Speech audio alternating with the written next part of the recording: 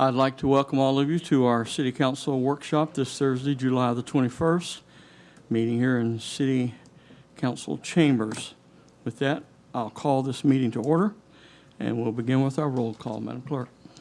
Mayor Blackwell. I'm here. Deputy Mayor Matheny. Here. Councilmember Urban. Here. Councilmember Askew. Here. Councilmember Trace. Here. First item on our agenda is the presentation regarding the Fire, Police, Parks, and Recreation impact fees.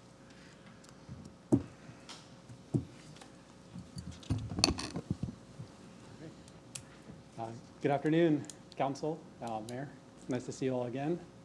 This is a continuation. Could you state your name, please? Yes, Joe Williams with Reftelis. And this is a continuation of the workshops and meetings we've been having regarding the impact fees for police, fire, and parks.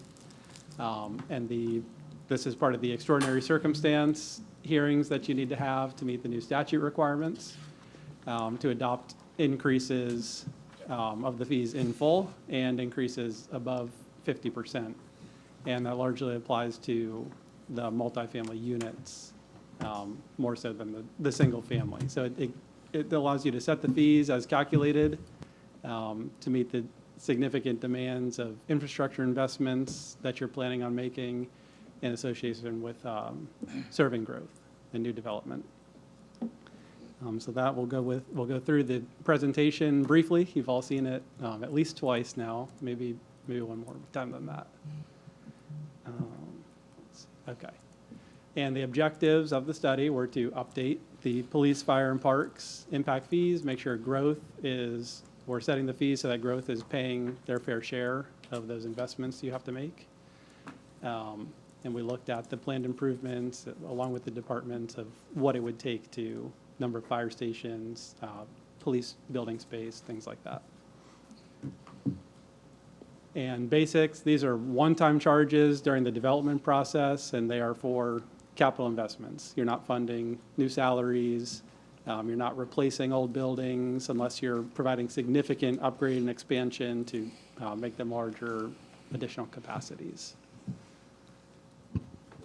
Let's see. Okay. And there are statute requirements. That's why we're here having this workshop, this second workshop. I won't go through all the details, but your impact fees should be based on recent and local data, and that's the primary. Let's see. Okay, I'm trying to figure out where to face this. That's the primary limitation, and as I indicated earlier, there is some new limitations that were put into the statute about a year ago. Dictating how you can increase impact fees and certain procedural requirements for meeting any extraordinary circumstances, which we feel the city does meet those extraordinary circumstances with the amount of growth that you have, the amount of investment you have to make, and the cost of making those investments in the current times are significantly more than they were in the past. Police and fire impact fees to start. You have a major improvement identified on the police side for additional building space. There's going to be a brand new building. It's going to be much larger, accommodate a lot more officers as the city continues to grow. And on fire, there's two additional fire stations being added, along with a replacement and upgrade of an existing station. And along with those fire stations, the additional building improvements for police, you do have additional staffing requirements. So that's going to hit you on the operating side. But for officers, you need to supply vehicles for each officer. And when you're building new fire stations, you need to outfit them with the appropriate fire trucks and ambulances and things like that, which are included in the impact fee and have significant cost to the city for those capital-related items. And then we're breaking up the non-residential into two categories to better reflect the demands that they place on each of these services. And this is an overview of kind of the cost buildup and fee calculation for police and fire. You see the police on the left chart, fire on the right chart. So for a single family unit, $1,029 for police, $902 for fire. And this is a side-by-side, existing and calculated. And you can see that on the multifamily, those dollar amounts are changing more drastically compared to the existing fee. So this is where when we did some updated analysis, we determined that the persons per unit and other factors related to those multifamily units placed much closer demands as single-family homes than the existing fees were based on.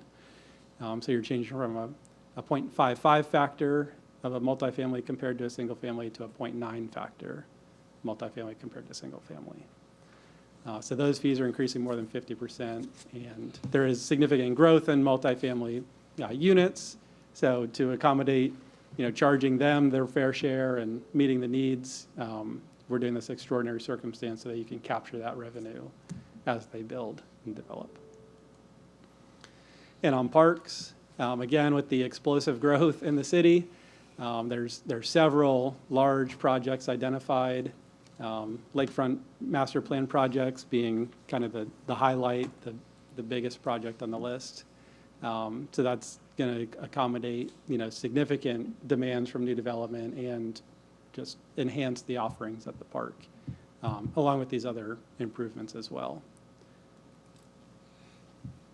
And the amount of costs allocated to the growth over the next 10 years or so is about $19 million. I think the investments overall are going to be more, but they do provide benefit beyond just the next 10 years. So this fee is increasing to $2,865 for a single-family unit and $2,567 for a multifamily unit. And a comparison of all three for a single-family new home, increasing from $3,500 to right around $4,800. And a local comparison of others that charge these three same impact fees.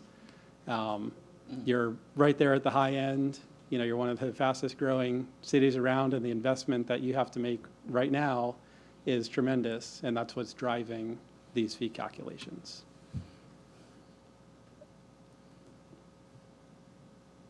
And lastly, findings and recommendations. We feel that these are in compliance with the Florida statutes and applicable case law. It represents the current cost of providing service as new development continues. And then a couple others, as you see there, the city currently keeps each impact fee in a designated reserve. That's your current practice. That's a statute requirement.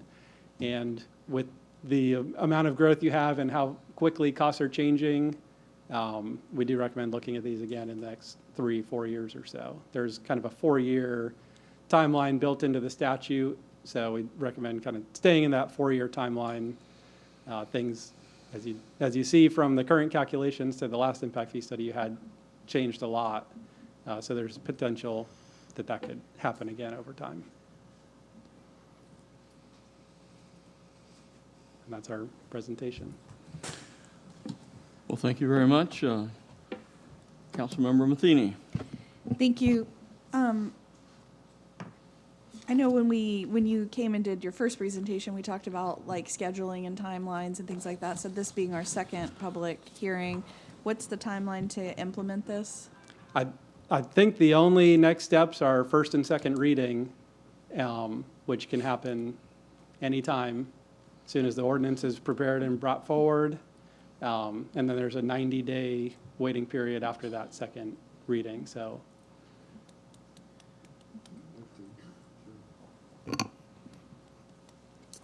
what date would you like, Deputy Mayor? The next meeting? Excuse me, we can work to do that. Okay, great, thank you. Okay. Councilmember Trace. Thank you. Can you go back to the slide that had the breakdown of, it had kind of police on the left and, yes. Cost. yeah, this one. Okay. So is the total cost of stations 34 and 35 only 5.6 million? I believe that we did a allocation of those stations to the growth happening during this period, reflecting that they would serve growth beyond the number of units that we're looking at adding over the next several years. So that would be a portion of the cost that's related to the development in this timeframe. Okay. Because, and I'll say it a little differently. If each station could serve 20,000 homes, say, but we don't have a full 20,000 homes in the forecast over the next 10 years, we would have aligned the cost with the number of homes, so it was proportional. Okay. But in some of these new growth areas, we're having to build an entire fire station now, essentially anything west of the turnpike, right? So Tohoku will have to build one, and then further south down Kissimmee Park Road will have to build one. So like, is there a way to make sure that we actually get enough funds to do that? Because, yeah, I was just trying to divide it out. The 5.6 million, I don't even think covers one of the stations, let alone two. Plus the apparatus, I think we're at probably $3 million of apparatus per station. 3.5. I mean, even just the 10.8 million divided by the 3 stations we have now is 3.6 million per station. So like, it doesn't look like it adds up to me. Okay. And costs, I know there's been some changes to the CIP and planning costs since we completed the study several months ago, based on this workshop process and everything. So there potentially could be higher costs of those stations than the date of the report when we kind of finish the study. There could be that impact. Okay, can we get those aligned before the next 2 hearings? Just to make sure if we've bid out, I thought we bid out one of these stations and it came back a lot higher than we anticipated, so we can make sure that we just get that current amount for apparatus and the stations in there and Yeah, proceed. we can discuss and look at it. Okay, thank you.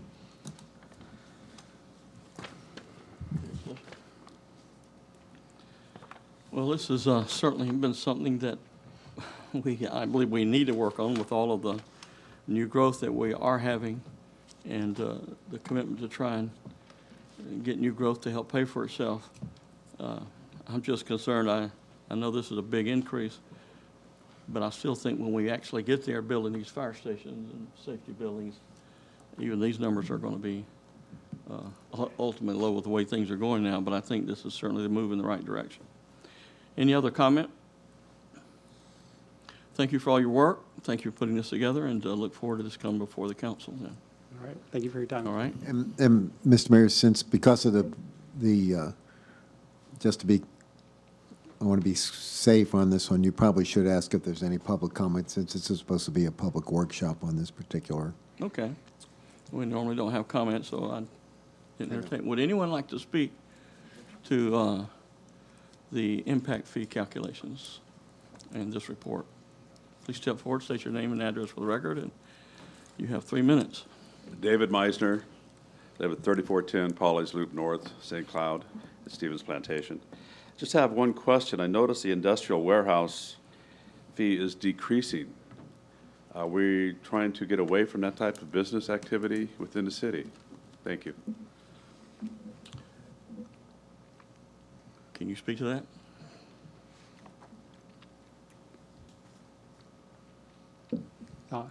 Good afternoon. The part I can speak to there is based on the approach that we take. We applied what we call a functional population approach, and it kind of measures where people are and largely associates demands with activity. Those industrial warehouse they have less activity coming and going typically from people throughout the course of a day, resulting in less EMS type calls, less police type calls. That's the underlying approach on why a industrial warehouse with a really big footprint with less activity has a lower rate per square foot under our new calculations. Okay. So as for drawing or not drawing that type of business, that's not taken into consideration. Councilmember Matheny. Thank you. Also, we had talked about in previous iterations of the impact fees was lowering the impact fee for industrial to try to draw that business into the city is why we were doing it. And they had talked about it previously that it really didn't have a negative impact on our budget because we don't have any industrial, like, you know, it's not like we're losing money, but that intent was to lower it to try to bring that kind of development into the city. I agree. Any other public comment? Mr. Sturgeon? Yes, Mayor, if I could recognize the Finance Director, Wendy Colazzo. She has an answer for Mr. Trace's question, I believe. Okay. Thank you. Good afternoon, Wendy Colazzo, Finance Director. It was actually a question and clarification, just to make sure we're stating. You're saying that with inflation rates and the cost to construct, you would like the consultant to go back now and factor a second time those costs, because that will impact the rates that you are saying here right now. I want to be very clear about that as far as timing. So is that the direction of this council? Well, I just want to get it right. So if costs have gone up and it's easy enough to plug in a new amount for those capital improvements, that's fine with me if it doesn't delay anything, but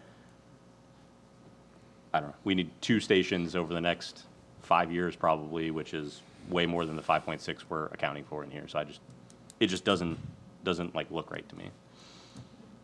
Okay, the reason, again, because I asked, because we did that already once and added inflation, there's only so much, it's a moving target, right? Oh, yeah, So, yeah. and 2, fire impact fees are not going to be the ultimate, as you'll see in the capital improvement strategic, that's going to fund this anyway, Yeah. fully. So you're going to have to debt out, right? And we know that. So I just want to make sure, because that will delay, because we got to calc up yet again. We've already, trumped it up for the inflation rate, which is variable, right? And then hit some buffers for it, another 20%. So we have some cost accounting that's gone into it to grab the best of it, because we know that the funding source is not sole here. So I just want to, Okay. because that'll push what we want to do. We're projected, and to answer Deputy Mayor Matheny's question, was that we were projected to implement by January 1st in the schedule we're at. So I wanted just clear and transparency to the council, then now we're going to push a little bit more to do these calcs again. I don't think there's an appetite to delay but you put in, you answer my question of you put in the new numbers. Yes, sir. Yeah, so that's fine. Okay. So we're not looking, having to recalculate, right? Okay. That is a charge of the council. We Thank you. I agree? appreciate it. Okay. Thank you. Would anyone else like to comment? If not, we'll move on to our second item, discussion regarding the proposed Watercraft ordinance.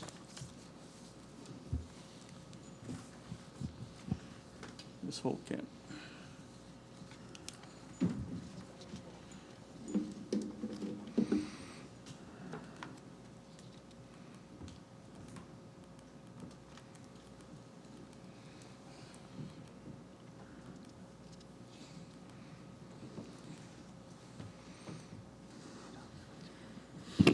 Good afternoon, Council, Mayor. What you're seeing before you is a draft watercraft rental business ordinance. Within the ordinance, it was in your backup material. So in the ordinance, there's really 4 sections that are identified. One is the requirements for individuals operating personal watercrafts that have rented it from a business. Those type of things include the safety, the operating hours, boating courses if they're of certain ages. The second part of that was requirements for the actual watercraft rental businesses. Those requirements considered, we would require a business tax receipt. The only permitted location would be the St. Cloud Lakefront. Watercraft must remain on trailers until renters appear. There's a clause in there about the advertisement solicitation is prohibited at the lakefront, but however, we would allow stuff on the actual vessel or trailer. No fueling, those things of that nature. The third section of that ordinance was about permits. Would be an annual permit with a fee. The fee has not been established yet. And then it talks about what type of insurance would be needed for that watercraft rental business. Then the enforcement piece of it, obviously, we do have a park ranger. So the park ranger, between park ranger, code enforcement, and the police department, they would enforce this permitting process. Just a little background how we've kind of gotten here. I just want to preface this before I talk about the concerns that our residents and people have had in this community. This is a statewide problem. Orange County is dealing with their boat ramps being overcrowded. And also here in Osceola County, our boat ramps, nobody expected the growth, especially here at our lakefront, to be like it is now. So when you have 2 public boat ramps and you're trying to service 56,000 residents plus people that want to do business, it's very difficult. So some concerns that were brought to us about our boat ramp areas, not only lakefront but Chisholm as well, and also out on the water. People were concerned about the overcrowded boat ramp and the only floating dock that's accessible, that's ADA accessible. Inexperienced vessel operators, intoxicated vessel operators, parking, as we all know, is a big issue down there, and then ADA access to the lake. So this actual ordinance, the intent and purpose of it would be to regulate the watercraft and businesses engaging in the rentals of personal watercraft at the lakefront.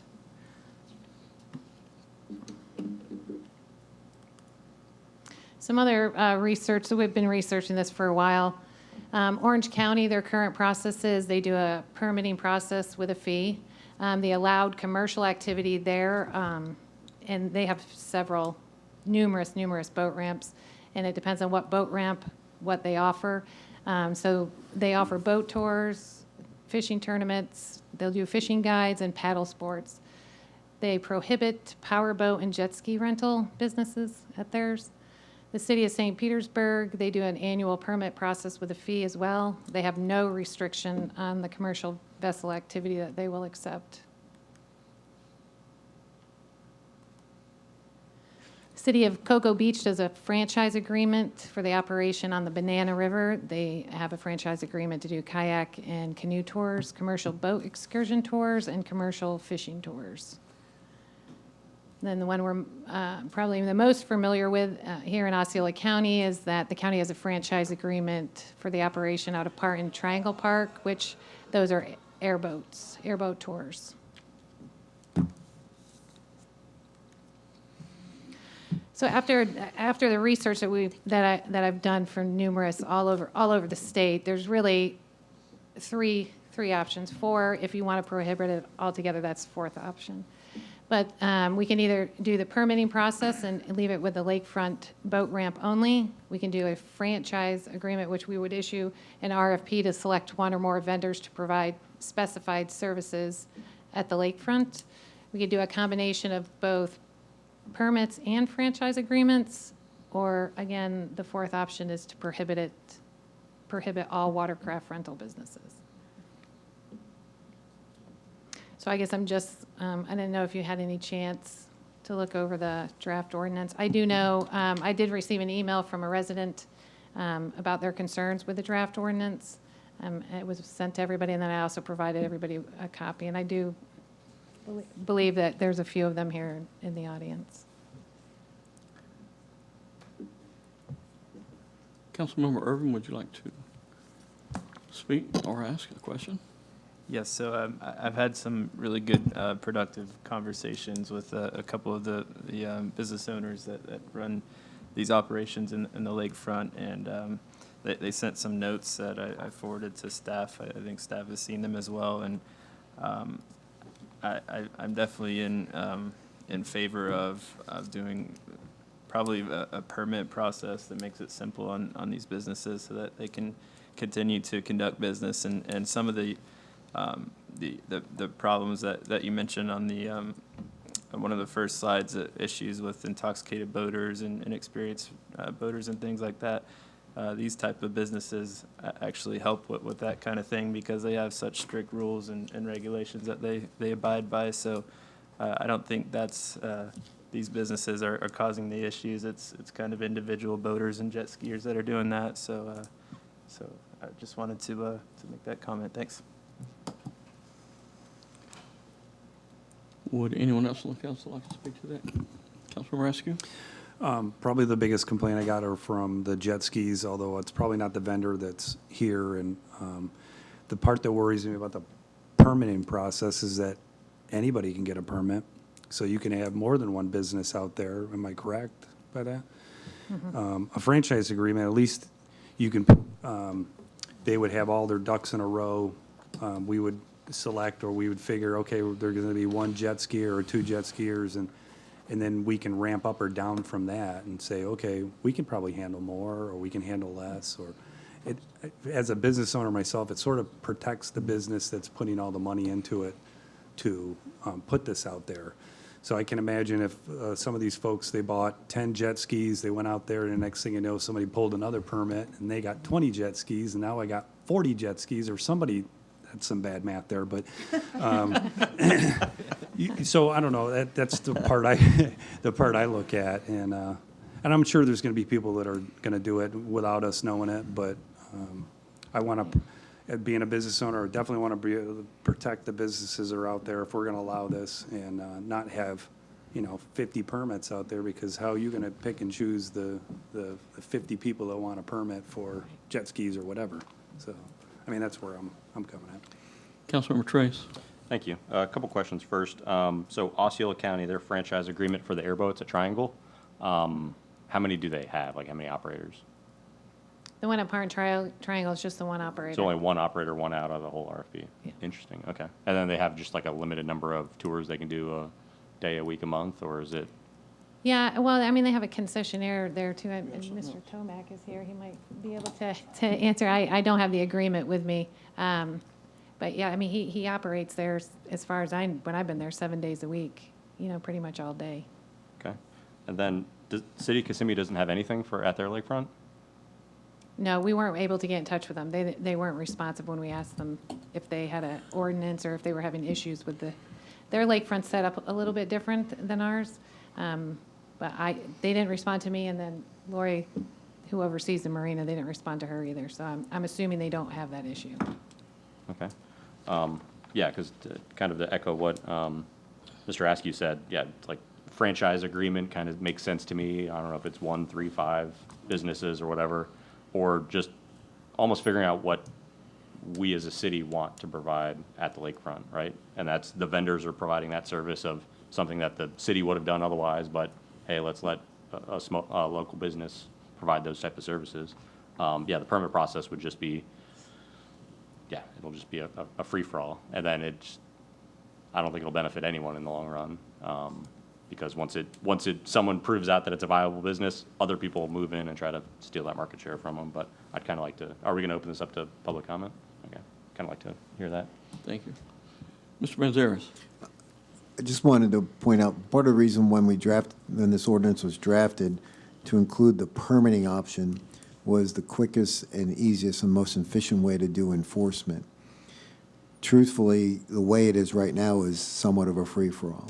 And so that's what the original intent of this ordinance was when we originally drafted it back in July or August of last year when we first started looking at this issue.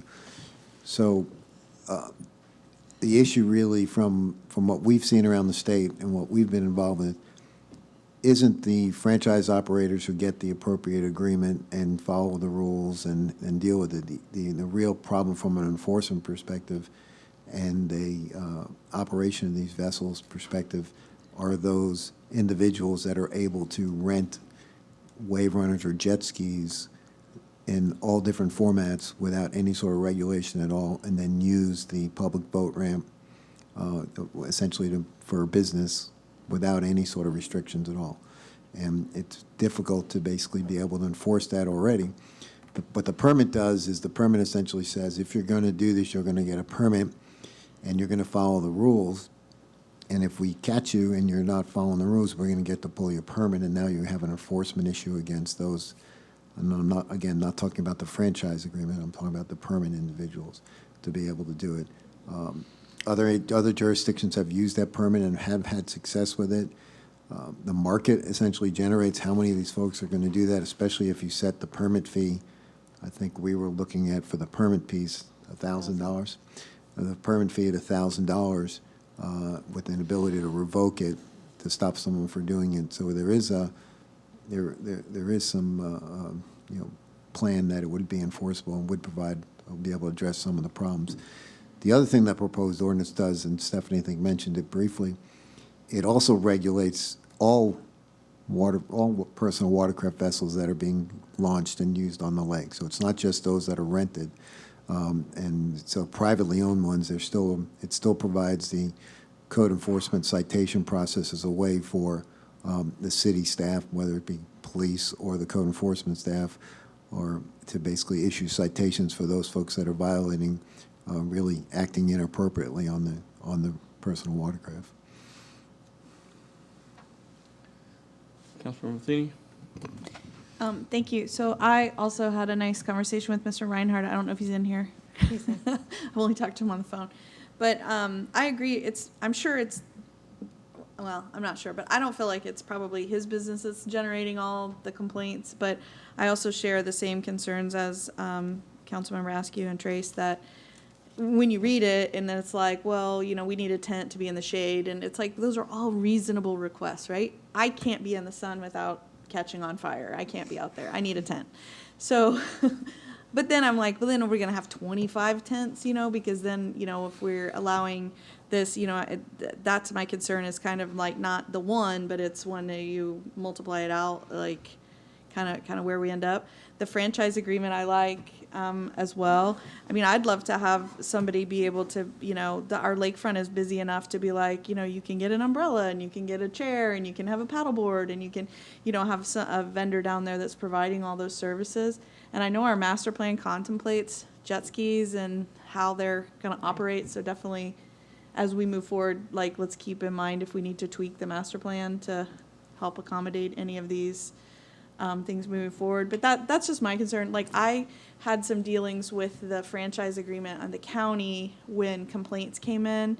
And then because it was like a single vendor, like they had to have GPS on their boats, because when all the complaints would come in, then they could like track and see, who's doing the negative thing that they're getting complained on. And then for some reason the franchisee like didn't turn them on, and then there would be this whole thing. And then I got called out because the water management district said, well, all the wake from the airboats going up and down the canal was undermining the rock. And then, and so then it was kind of, there's a lot of things that can happen and unintended consequences. So the franchise agreement, frankly, was an easy way, because it wasn't like everybody like, it's not me. You had kind of some way to regulate it. I certainly don't want to be a hardship for a business, but I think, we got to think about for everyone's enjoyment of the lake too. The complaints that I get are, like people being reckless and, drinking and that kind of stuff. But I mean, that could be anybody that's out there on the jet ski. I don't know that it's particularly a business. So to me, a kind of franchise makes some sense, because then you could, have a little more control over it. Mr. Sturgeon? Yes, thank you, Mayor. I just wanted to tell the council, I did speak to the city manager of Kissimmee. They use a franchise agreement. Additionally, from a safety perspective, I've requested to please have more presence on the water out there with the boat on the weekends. That's it. I have a go back. Go back. Thank you. I had it written down, but I didn't read my notes. But the other thing I was thinking is, possibly with the franchise agreement, that could help fund additional city staff to be down at the lakefront to help keep an eye on things and make sure people are following rules, or, just extra eyes down there. I know we have one person down there, but they can't be everywhere. Well, I also met with two of the vendors who have been operating down at the lakefront. They walked me through the process of how they operate, very professional. I'm very supportive, certainly, of the franchise approach, to make sure we start off limiting it, and then you can always evaluate that as you go along. To me, I think it's a great benefit, because I think we have people in our city and beyond our city who would like to have that experience, either taking a tour of the lake, or either having a wave runner experience that's done well.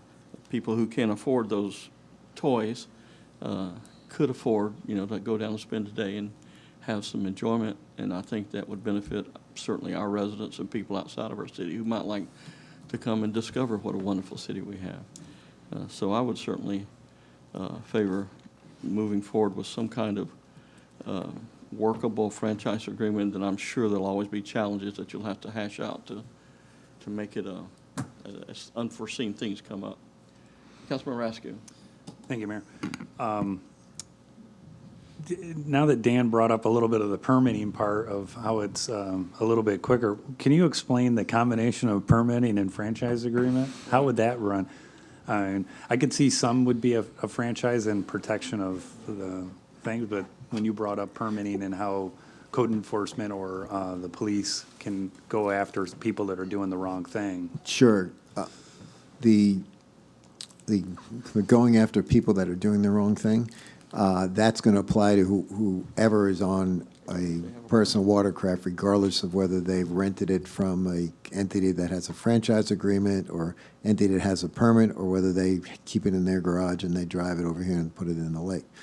So that piece is the citation piece that would be in place, and that would essentially be an ability to cite whoever's operating that personal watercraft. The other issue, you talk about the permitting and franchise agreement combination. The way we would envision that working is, just to back up a little bit, the reason why a city can charge a franchise agreement for anything is that a private entity is using public resources for profit. That's the general legal concept associated with it.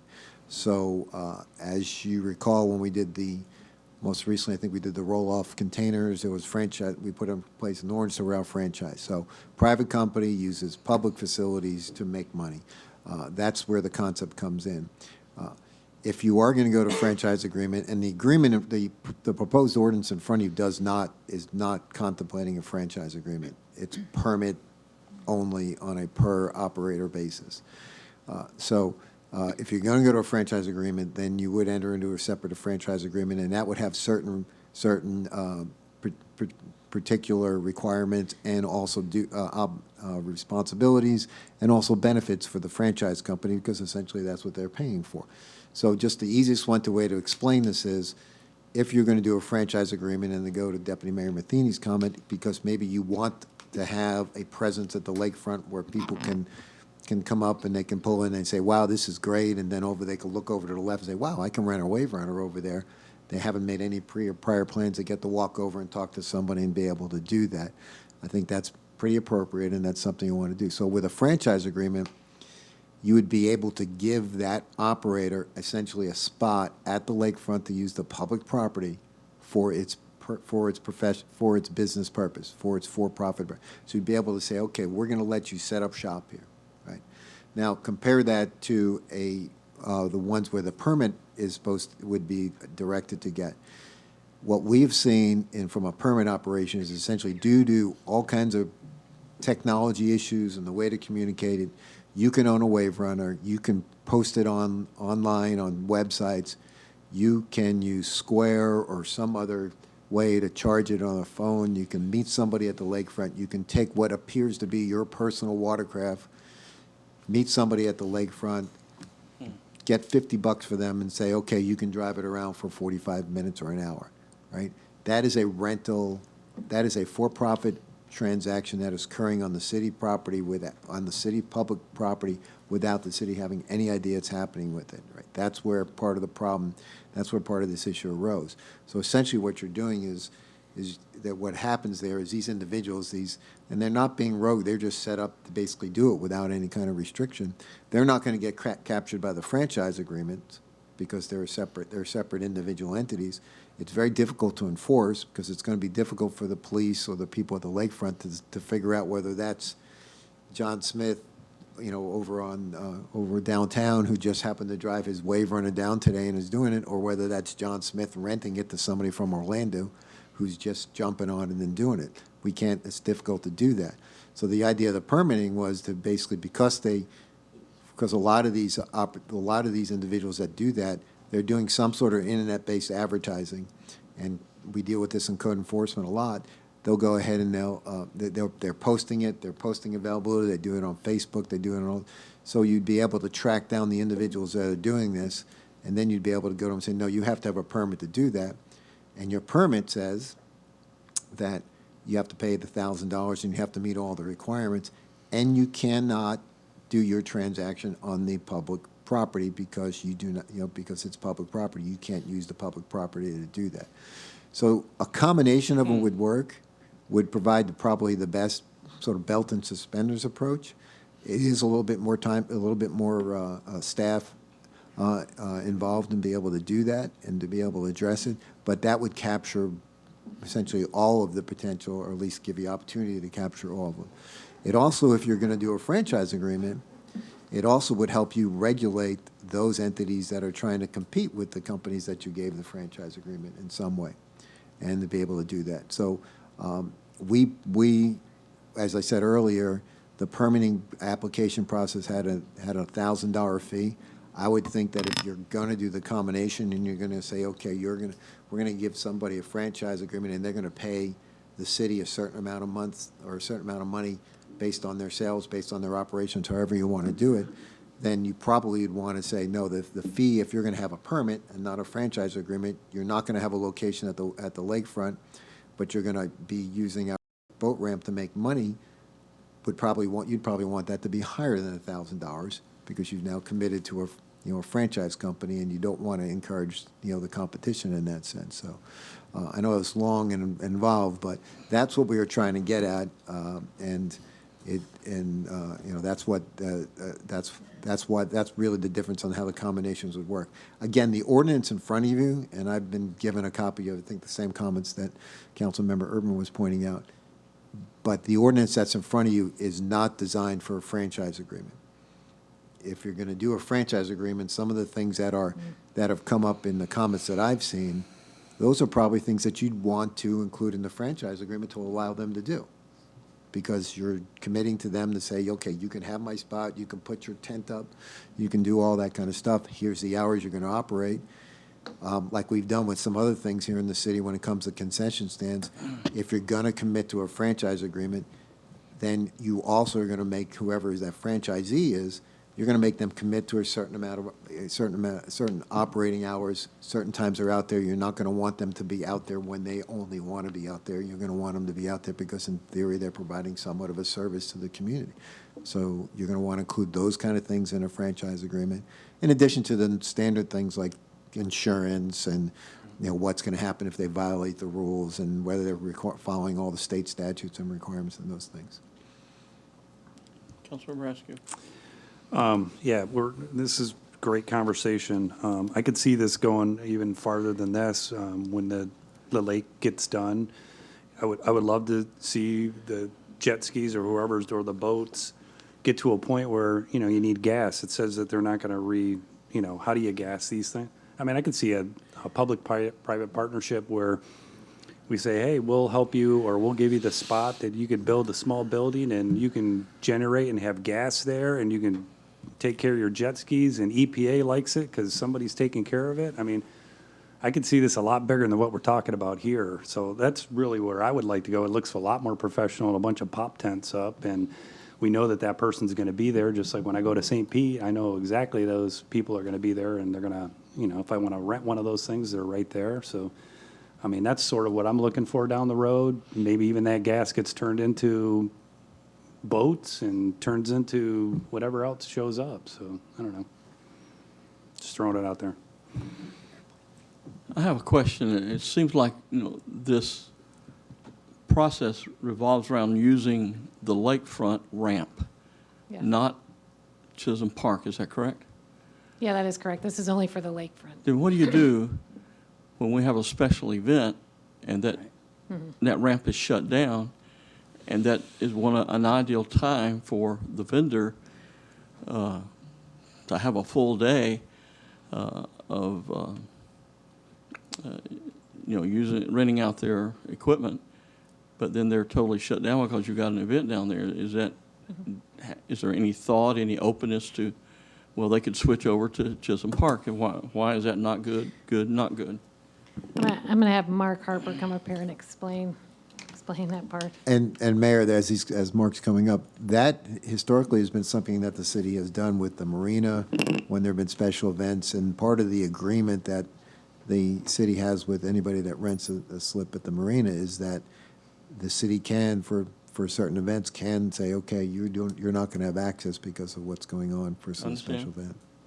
Mayor, Councilman. What we would probably like to take into Just state your name, please. Officer Mark Harper, Thank you. St. Cloud Police Department.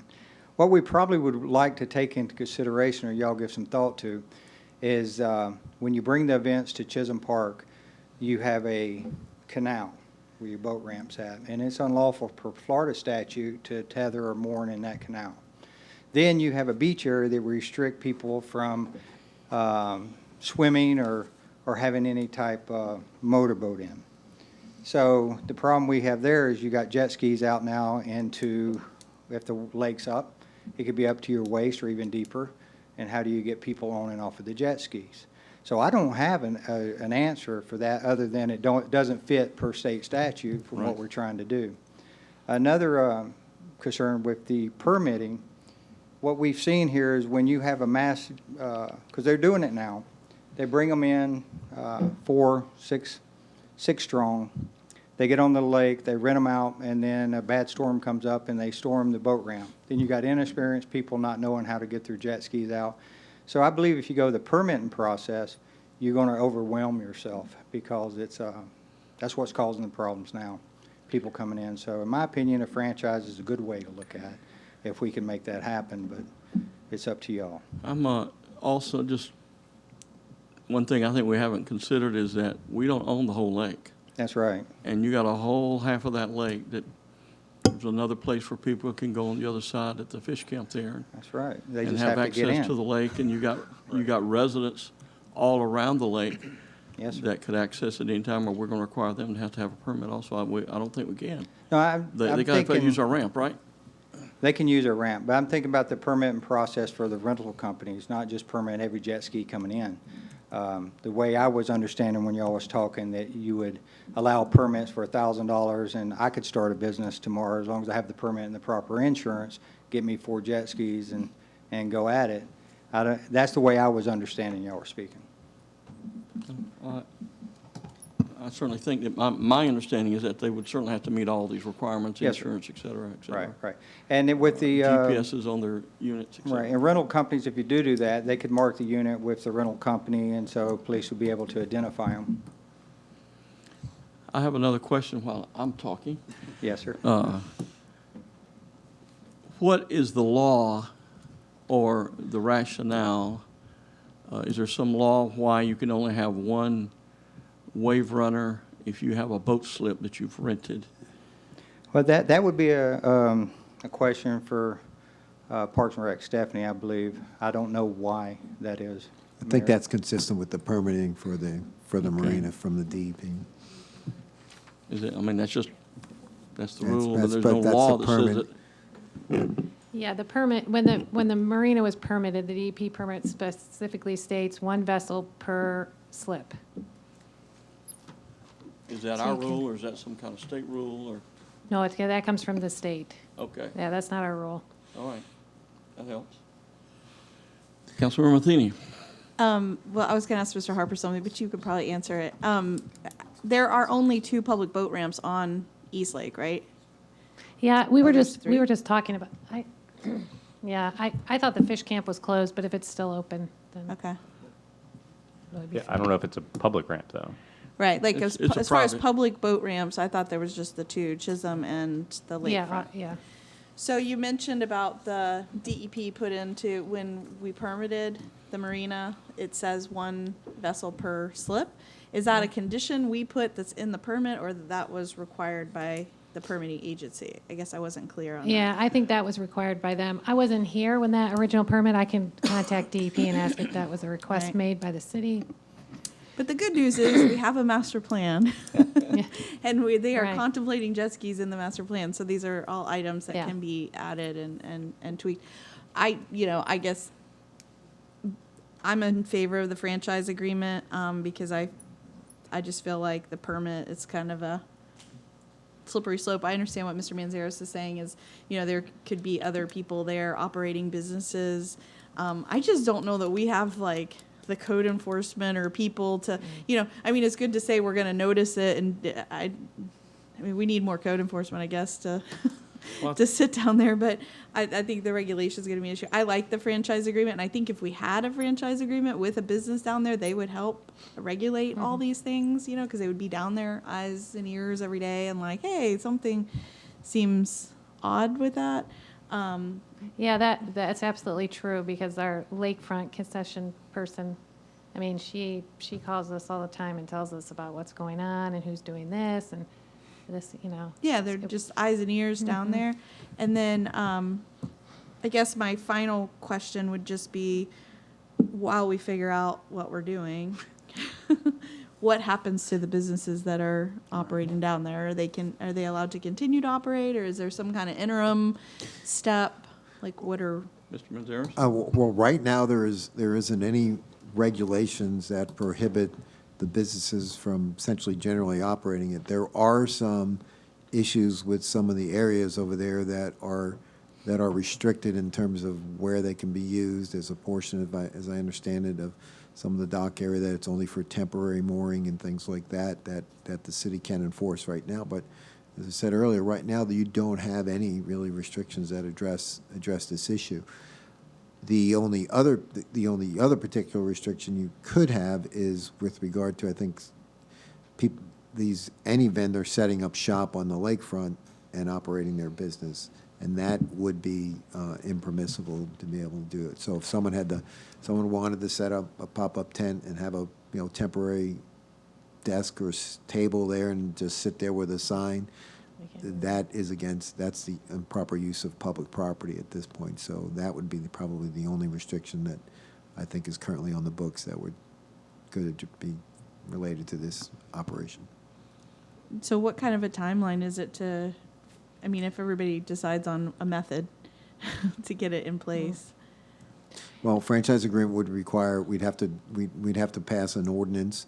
We would suggest that we would take some of the pieces of the ordinance that are in there already to address the operation of these by anybody, generally not the rental piece, and then we provide that rental. There's a section in the ordinance that deals with essentially rental companies that they provide that the city council can approve, or a franchise agreement can be approved for those rental agreements and include certain things. I mean, for those rental companies, and include certain restrictions and conditions. Additionally, we could put in that ordinance that the public boat ramp will not be used for any commercial purposes at all, and see how we can do that from an enforcement perspective. Say that again? So the issue that I was talking about earlier, that the permitting piece was designed to, could be addressed by saying that the public boat ramp cannot be used for commercial purposes without a franchise Without a agreement. franchise agreement, okay. Councilmember Urban?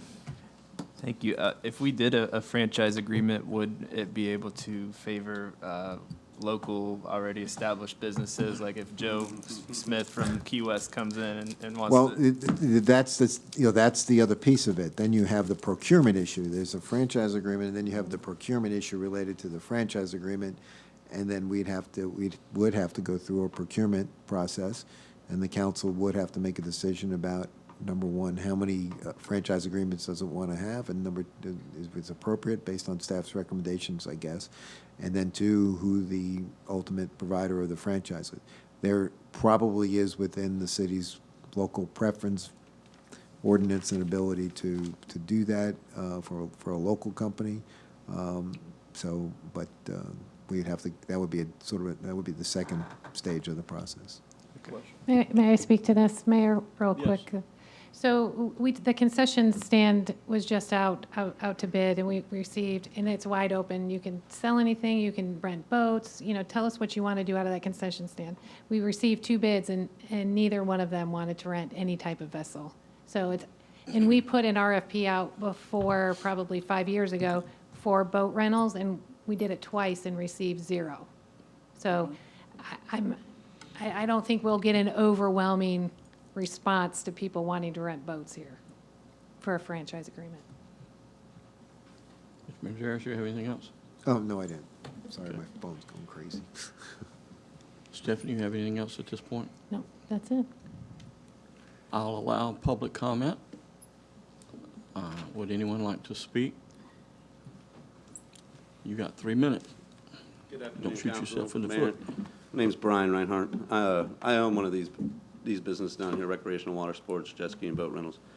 A lot about what we're talking about, permits and stuff. We have laws that are on the books, state laws that are on the books prohibiting all of this already. The problem is we're not enforcing these.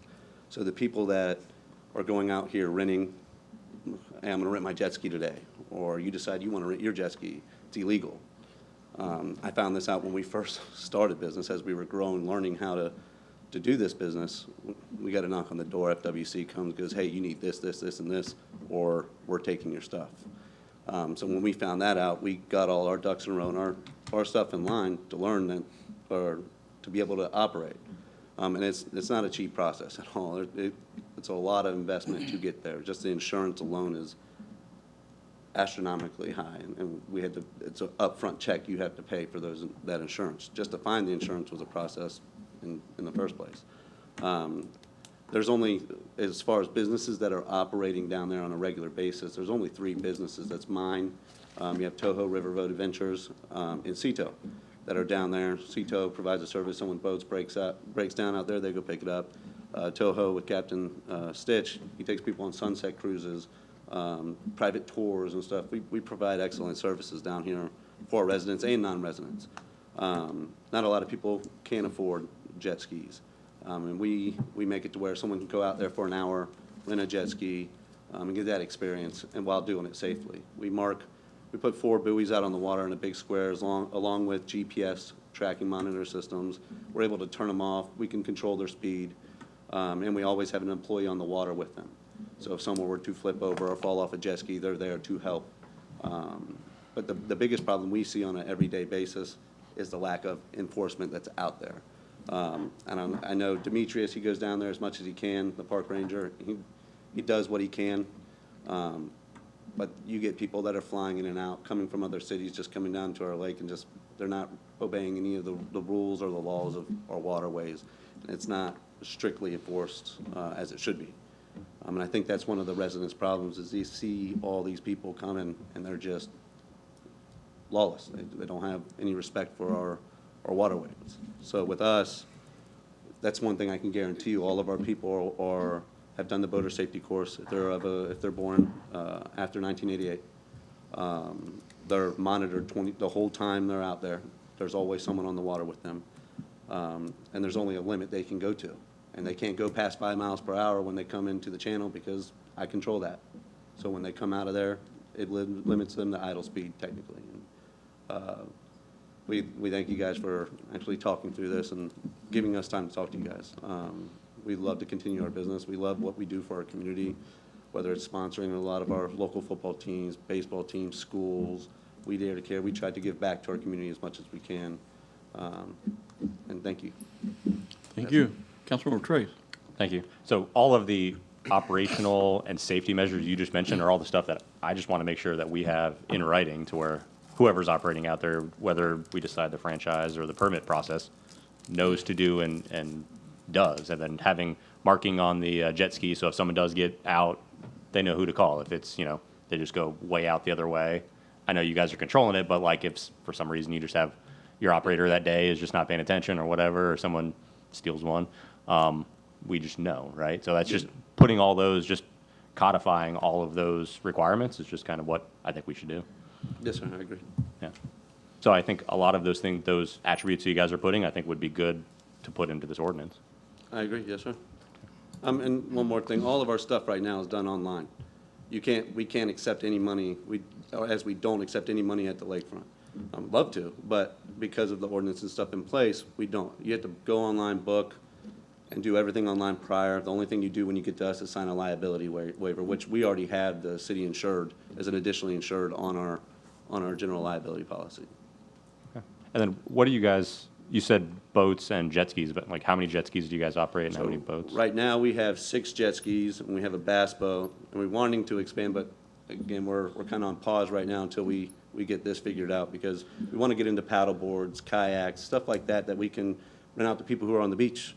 Because you go down there, some people don't have things to do, and we got a big, beautiful beach front down there, and if they want to take a kayak or a paddle board out there, that'd be awesome to do. But we also got bass boat as well, and we're wanting to expand, but right now, logistically, it doesn't make sense because we don't have anywhere to, besides going out of our boat ramp, to facilitate all these things. And with the bass boat, is that a guided tour, or is that just, here's the keys? That's Get on with it? the keys. It's a very simple, it's a bass tracker. It's simple to use. A lot of, and that, I go to different lakes on that, not just here in St. Cloud. I drop off over in Whaley's Landing. I drop it off. They go fishing for 8 hours and they give me a call. We go pick it up. And that has a You tracker tell them where on the it as fish well. are? I wish. They come back catching piles of them. Every time I go out there, I get skunked, so whatever they're doing's working. All right, thank you. And I got a couple questions for staff after we get through public comment. Okay. Do we have any other public comment?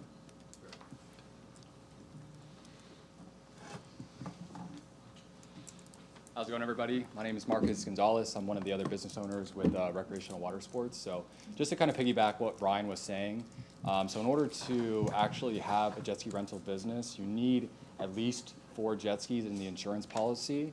And on the cheap end, you're probably looking like $40,000 or $50,000. So to even get into the business, it's very expensive to do in the first place. Most of these people that are renting out there, they're people who bought a jet ski and they're just looking to make their monthly payment, so they're going out there vigilante style, seeing how they can drum up business to pay for their jet skis. So that's one thing. I mean, to be honest, whenever we started this business, it's a big learning curve for us. We've never done a rental business before, so there's a lot of things that are involved, especially when it's out on the water. So one of the things that Brian alluded to is we actually have a full-time employee whose sole job is to sit on the water the entire time, anytime a renter is out there. Just because from a safety standpoint, it's important. A lot of these renters, they're not accustomed to riding a jet ski. They're kind of first-time renters, so they fall off and they do things like that. So we have that person out there to be able to get them back on the jet ski if they fall off or make sure they're not doing reckless things. And we have like a zero-tolerance policy for people that are out there that do reckless things. You get pulled off the jet ski immediately because it's a thing where them or they can hurt somebody else. So there is that piece and component there, so that's why we have that. We also have another piece of equipment called AutoTrack, which is like a state-of-the-art piece of equipment for jet ski rentals. And like Brian said, we can track the entire jet ski fleet on the water anytime. We can shut them off at any time. If they get too close in proximity to another jet ski or boat, the jet ski will actually power down as well. So we have a lot of safety things already in place because we have ran into some issues. So these are just things that we've learned along the way that we've implemented because from the beginning, Brian and I, the one thing that we stress the most is safety because of being on a jet ski and being on the water. So we've done a lot of things that have luckily put us in a position where we haven't had any major incidents where people have gotten hurt like that. So that's one of the things that we've done, I think would, like Keith said, would be great. And we can give you guys a list as well of things that we've done so you guys can kind of mull it over and guess like have an idea of what to, or how to structure this. One thing I wanted, did you have a question, Dave? I'll let you finish your time. Sure. One other thing I was going to say is that one thing to keep in mind whenever, I guess, doing the ordinance is still allowing us to operate and structuring it in a way that allows the business to even exist in the first place. Because the way the ordinance stands right now, it would be massively underwhelming to our business and how we could function because there's just so many things going on. When you have different renters out at different times and the unloading and loading of the jet skis, it takes a lot of time to do. So one of the big components that we were talking about in the ordinance was requiring the jet skis to only be put in the water when the renter shows up there. It's very difficult for that to happen. And also pulling the jet skis out of the water whenever the renter would leave because the amount of time that takes to bring them back in and put them back out is like a 20 or 30 minute process in itself. So that's just one thing I'd say is to have maybe some consideration. We are, as far as I know, and Brian's aware, we're the only business right now that operates legitimately, that has the city insured, that has the 4 jet ski fleet, that has the proper things in place to be able to do business in the first place with jet skis. So yeah, just something to allow the business to be profitable and to even operate. Thank you very much. Sure. Mr. Manzares. I'm just going to point out, as I said earlier, the ordinance that's in front of you does not contemplate anything related to the franchise piece. It's completely different, so Right. you would have to change that. Councilmember Askew, you were going to. Yes. So I like Mr. Harper's idea of like, is there something you can put on that thing? So even as just a citizen, I can look out there and go, oh, that's a rental. Oh, no, that's not a rental when you see something go bad. So I don't know, painting it, whatever. putting a big sticker on a flag or something like that. And then you're hinting at what I'm hinting at for 5 years down the road. I can see a public-private partnership with gas and the whole thing where you can store it, place it, leave it there, and make it look great. I mean, I'd like to shoot for that, and I probably won't be here for that. Well, I definitely won't be here for that, but I think that would make your whole the plan for the lakefront come together. It doesn't seem like we're talking a lot about Chisholm Park. It's, I mean, you go out there on a Friday, Saturday, I mean, it's busy, but it's not busy like down here. So it just seems like we have 140 acres out there. We're not really doing anything good. We do have a master plan, but there is a lot more lake out there. And if it's something that down the road, we can get some money from the state or something to help us with boat ramps or a grant or something like that, I think it would be better utilized that way. Not to give Mr. Harper more headaches over there, but it just seems, we're gonna, I love what you guys are doing. I mean, I don't see that, the more I'm learning about it just from having a conversation, you guys are definitely, doesn't seem to be the problem. But we put your 4 out there, you grow to 20, next, and the marina's still there, and then maybe a plane shows up, and then this shows up, and then this shows up. There's only so much space you can have, and even in the master plan, I'm not sure that that's master planned out to handle everything. I think we need to start looking at Chisholm Park for overflow, and you're not affected by events. There's only really one event in Chisholm Park, and I don't think they closed the beach down, do they? I don't think they do. Yeah. So, I mean, that's something to look at, but again, I don't know if it was you or Mr. Reinhardt about grabbing the folks as a business. You got folks sitting there on the beach going, I would love to rent that. So there's that in mind. Although on the master plan, I think the jet ski is over by the beach farther over, a little safer, way farther over. Right. Thank you. Councilmember Matheny. I just wanted to make one comment, like, I'm not a fan of repeating rules, you know, so if the state already covers the rules that we want, I'm personally not a fan of, like, regurgitating the rules in our ordinance because things change. I don't know. That's just not something, I would rather point to the state ordinance than write it on. It's just personal preference. And part of the reason why some of that stuff is duplicated is, again, looking back at the ordinance that we drafted, which again wasn't a franchise agreement ordinance, but the intent there was to give the city an opportunity to do enforcement on its own. So you wouldn't have to worry about whether the state had the manpower to have somebody here to be able to do that and address that. So the city would have the ability through its code enforcement staff and its police department to enforce certain non-state statutes, mostly from a non-criminal infraction perspective on the code enforcement citation ordinance, that would be able to do that. So that was the extra arm for it. So that's why it is. Thank you. Thank you, If I sir. could- If I could respond to Dave real quick on his comments. Very earlier. quickly, please. Sure.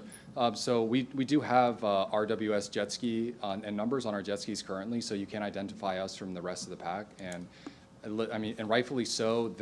The main issue with the boat ramp is, I'm not sure if you've been down there or not, but if you're facing the water on the left side where the bags are, there's nowhere for people to hang out currently with jet skis if they don't want to go to Chisholm Park. So they're just going out there with their family, wanting to have a good time, and they're just hanging out there as a place to really hang out. So I think the master plan that you had shared, it does make a spot for that, but that's mainly the issue is people just don't have a place to hang out. So thank you, guys.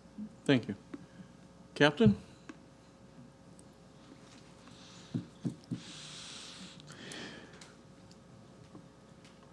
Hello, guys. Well, I'm Captain Richard Lawrence, 211 Indiana. I appreciate you guys and taking the time to hear us out. I operate Toho Riverboat Adventures. I've been doing operations over at the lakefront for over 2 years now. Luckily, I don't believe I've had any complaints or issues. We typically pull the boat in, we pick up our passengers for our sunset cruises, and we head out.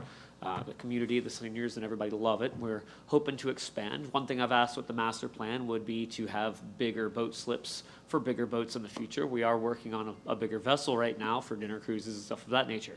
I love the franchise agreement. Seems like a really awesome thing to go. Permits would definitely be a mess. One issue I do see is where we have legal businesses doing things properly. I've had you guys as additionally insured for quite some time now. We have a lot of businesses that go under the radar. So there's apps like Get My Boat and Boat Sitter where anybody can rent a jet ski and a boat. there's a lot of gray area there, and there's a lot of illegal activity there, and it's very difficult to fish this stuff out. We've got some folks in the marina that currently do that. We got folks that drop their boats off. We can point names and name fingers all day long, you know, but it is what it is. So having a franchise agreement, we need to make sure that we can find a way to attack that and maybe even put signage up at the park. If we're going to make sure that everyone is going to do things right, we need to make sure everyone does things right. That way, if anybody does have a boat setter or boat, they need to have that commercial insurance on that boat for those passengers. We can't have our citizens or our tourists using somebody else's boat and liabilities. We don't want to end up on the news in any way.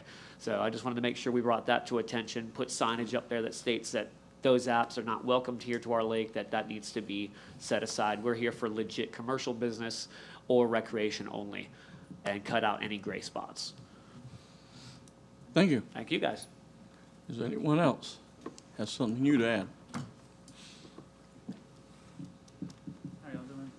See you, Dwayne Norman, 3551 Buckingham Court. I think the franchise agreement's definitely the way to go, but to piggyback, probably not new. I think one of the major problems down at the lakefront, maybe in Chisholm Park, I had my own personal incident there years ago as a victim, not a doer, is enforcement. I mean, between the city marine, the county marine, and FWC, I think we definitely need to give them the green light to just ticket people. I don't think anybody's gonna stop their craziness, drinking, reckless driving, anything, until they pay a fine, okay? The other thing, the officer brought up Chisholm Park, and Chisholm Park master plan, the last one I saw, there was not a big increase in boat ramps. You go to a lot of places around Central Florida, Winter Haven, Orlando, everywhere. Kissimmee, you can put 8 or 10 vehicles in the water dumping boats at one time. I think if you did that at Chisholm Park, probably don't have the room for that at the lakefront, but if you did that at Chisholm Park, you might alleviate some of the boat traffic down here at the St. Cloud lakefront in doing that. But again, I think enforcement is one of the problems that we've had for many, many years on the water, so that's all I got. Thank you. Thank you. Anyone else? Oh, Councilmember Trace. Well, is that all? Is that all public comment? I don't know if there's anyone else. Don't see any more public comment. All right. So question for staff. So like right now, if someone wanted to do a guided fishing tour, is that wholly allowed? Is that not allowed? How does that work? Can I sarcastically ask, does the city know about it? Touche. Seriously, so that's it. So if I could, Mr. Trace, so some of the franchise agreements we've looked at essentially are drafted, so franchise ordinances that allow for agreements are drafted wide open so that where the actual government approves all kinds of rides, not just personal watercraft, but eco tours, paddle boards, all of it. And so that's what we would suggest that the ordinance that comes back is, it allows the city council to do it. So if that were the case, and they're using the boat ramp, then that particular operation would require a franchise agreement, just like a dinner cruise or anything like that would do. Okay. And that's kind of where I'm hoping we go with this, right? To where it's, if we have a franchisee that does those certain aspects of it, I guess with the way the businesses are now, we might need a couple of them. Dinner cruises being one, or nighttime cruises, the jet skis, maybe fishing boats. Do we know how the county's franchise agreement at Chisholm Park is organized? Is it just only airboats and only the one operator, or can jet skis go out of there, fishing tours? I think Mr. Tomac knows. It's not at Chisholm. Or is that part? No, sorry, Triangle Park. Try. Yeah. And I'll tell you, I'm looking at an agreement right now from another municipality. They've got 7 franchise agreements Yeah, okay. for 7 different operators who do all different things. Because to me, this is a service to the community. And to me, the whole Chisholm versus Lakefront Park, I'd rather it being at Lakefront Park, because then drives more activity down there. Then people spend money, hopefully go grab lunch or something in downtown. We can get a little connector going. It's part of that master plan of figuring out how to make the lakefront and downtown kind of join together, this being one part of it. So. Mr. Tomac? Yeah, hi, Mayor, Council. I'm Dave Tomac. So the There's a lease agreement with the Equestrian facility at Chisholm. Okay. I don't think there's any waterfront agreements. From what I remember, we had an agreement for Parton Triangle and then one at Shingle Creek. Okay. The one at Parton Triangle had a primary vendor, and then they were allowed to do a sub agreement. So there's actually 2 eco-tour vendors that run out of Parton Triangle. And then at Shingle Creek, there's the vendor who does the kayaks, canoes. He's allowed to do bicycles too because of the trail that goes through there. So that's kind of a combination of things. But yeah, Chisholm, I don't know that anybody ever asked for a water franchise there. Okay. So. And so like this won't be set in stone, right? So we'll do, if we decide to go down the franchise agreement route, 2 or 3 years, hopefully then we start implementing more areas at the lakefront. Maybe there's the jet ski area starts up, or the new and improved boat ramps on the west side. Then we'll have more activity, and maybe we, if we enact this, rejigger it later to where then there's more activity, or we move stuff around, or we try to figure out the best way to do this. So this isn't something set in stone. I think this is just hopefully a way to start implementing something that'll get us the service that we want for everyone. And then I think that's all my questions. Thank you. Any other questions from council? Councilmember Trey, let me ask you. Mr. Tomek, the one that's on the canal, didn't they have to pay for that? They paid for their own dock, the new dock that they put there? At Parton Triangle, because of what they were doing, as part of their agreement, they had to build their own floating dock to provide for their boats so that they didn't conflict with the public. Okay. Also, they built the concessionaire area for that. Good as part of public-private partnership. Yes. Yeah. Yeah. Interesting. Councilmember Trace. Okay, thank you. I remember my other thing. So with this, like, what does staff need from us? Do you want direction tonight on what aspects we want to see, or is this you guys come back with something? Because you guys came with one thing and we're saying something completely different. Yeah, just some direction. If we want to do the franchise agreement, I can work with Dan on a new ordinance to allow that. And the RFP really is already done. We would just have to, for boat stuff, so we would just have to have Leslie put that out. So that part will go pretty quick. Okay, and is there a way to talk to DEP about if we're allowing jet skis of a certain number having ski slips where they can have them stored there, and we have so they don't have to take them out all the time, put them in the water all the time? There's one of the boat slips gets converted or added into where you have the jet ski. Yeah, I have that on my notes. And also I was thinking if And you know, your boat. Sir, Mayor. Sorry, sir, you can't speak from the audience, please. and then in the meantime, until we're working through that process, if we,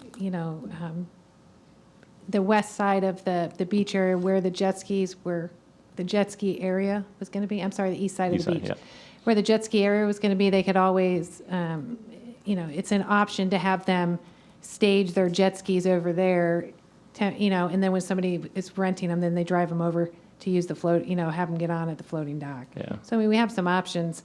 There's different options. Well, and to the captain's point, like, if we're going to do this, we need to provide a safe area for people to embark and disembark, and Yeah, the floating dock is the best place.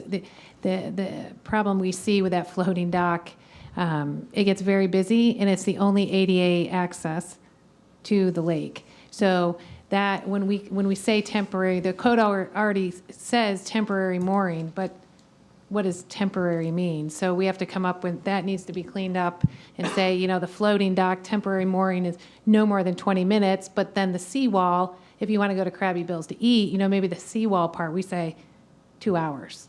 But that floating dock it's the only ADA access, so we can't have people there for extended periods of time. now that you say that, wasn't there something in Krabby Bill's that we had that was going to be where you could buy bait? Yes. Yeah, bait shop. Did that It's part that of the went- lease agreement. They have the right to operate essentially a little bait shop, ice thing in the back. Oh, okay, so that area is already taken out. Office. It- Yeah. Okay. Well, if they don't sell the Storage and shrimp stuff, or that's any stuff, exactly what it is. Freeze it. Oh. So we could have had some, but we had a pop-up tent now. Okay. Well, they have talked to us about coming back and working on their lease. So if they're not using that space for what it is, it may be something that's available for them. Okay, because that's kind of my point, is like, this can be a real asset for the community, and let's try to figure out a way to set something up. So I guess we're going to RFQ for a franchise agreement, RFP. or RFP? And I'm not, okay. I'm franchise. If we're taking votes. We're not You taking need votes. direction, right? I think we got. I think we have a enough consensus. We're Yeah, good. you know We- where we're headed. Mr. Sturgeon, you need anything else? No, sir. Yeah, so we'll work on a franchise agreement, bring it back to the council, get the council approved. In the meantime, same time, we'll work with procurement on putting out the RFQ or RFP, whatever it is. And then, based on what we said earlier, so that you don't have to go through this too often, we'll make the franchise agreement as wide open as we can possibly imagine, look at other entities about what they're doing on the lakefront, so that if something else come up, that there's a desire to put it on the lakefront, it will already be contained in the franchise agreement as a possibility to be done. Okay. You have Got anything no else for us? questions? No, thank you. Are you done? Thank you. With that, we'll move to our next item, discussion and update regarding the joint planning agreement.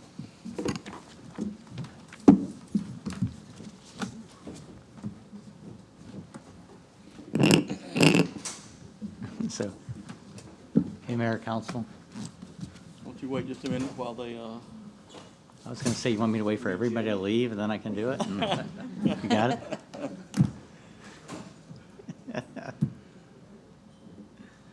all right, Mr. Tomet.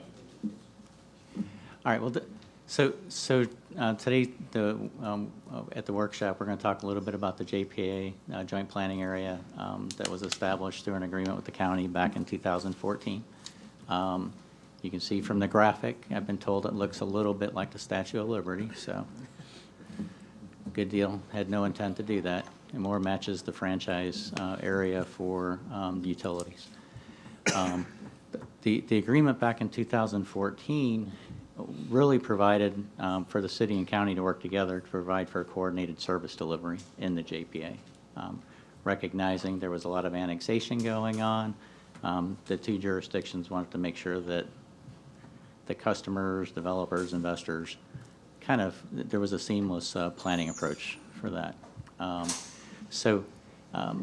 heard in the past about annexation being required. Basically, what the agreement did was provided for guidelines so that if we did annex, we did it in an orderly way.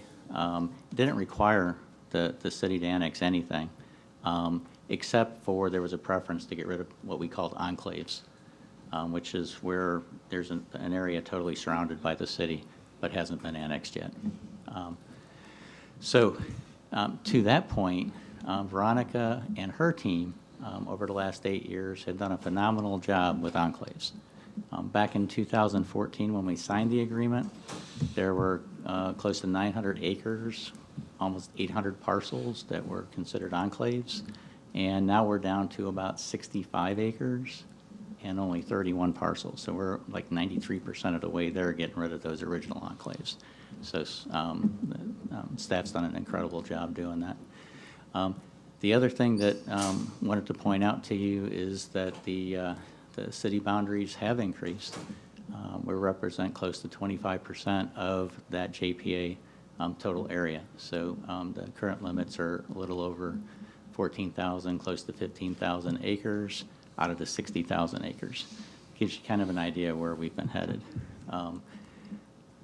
This kind of gives you an idea of where we were in 2014 and where we are today. You can see back then, the yellow shows a lot of those enclave areas, and now the red area shows the little remnants that are still left, and we'll work on getting rid of those, but it's really not as urgent as it was when we had the large amount. In addition to just annexation, though, we were talking about a coordinated effort to plan for that area.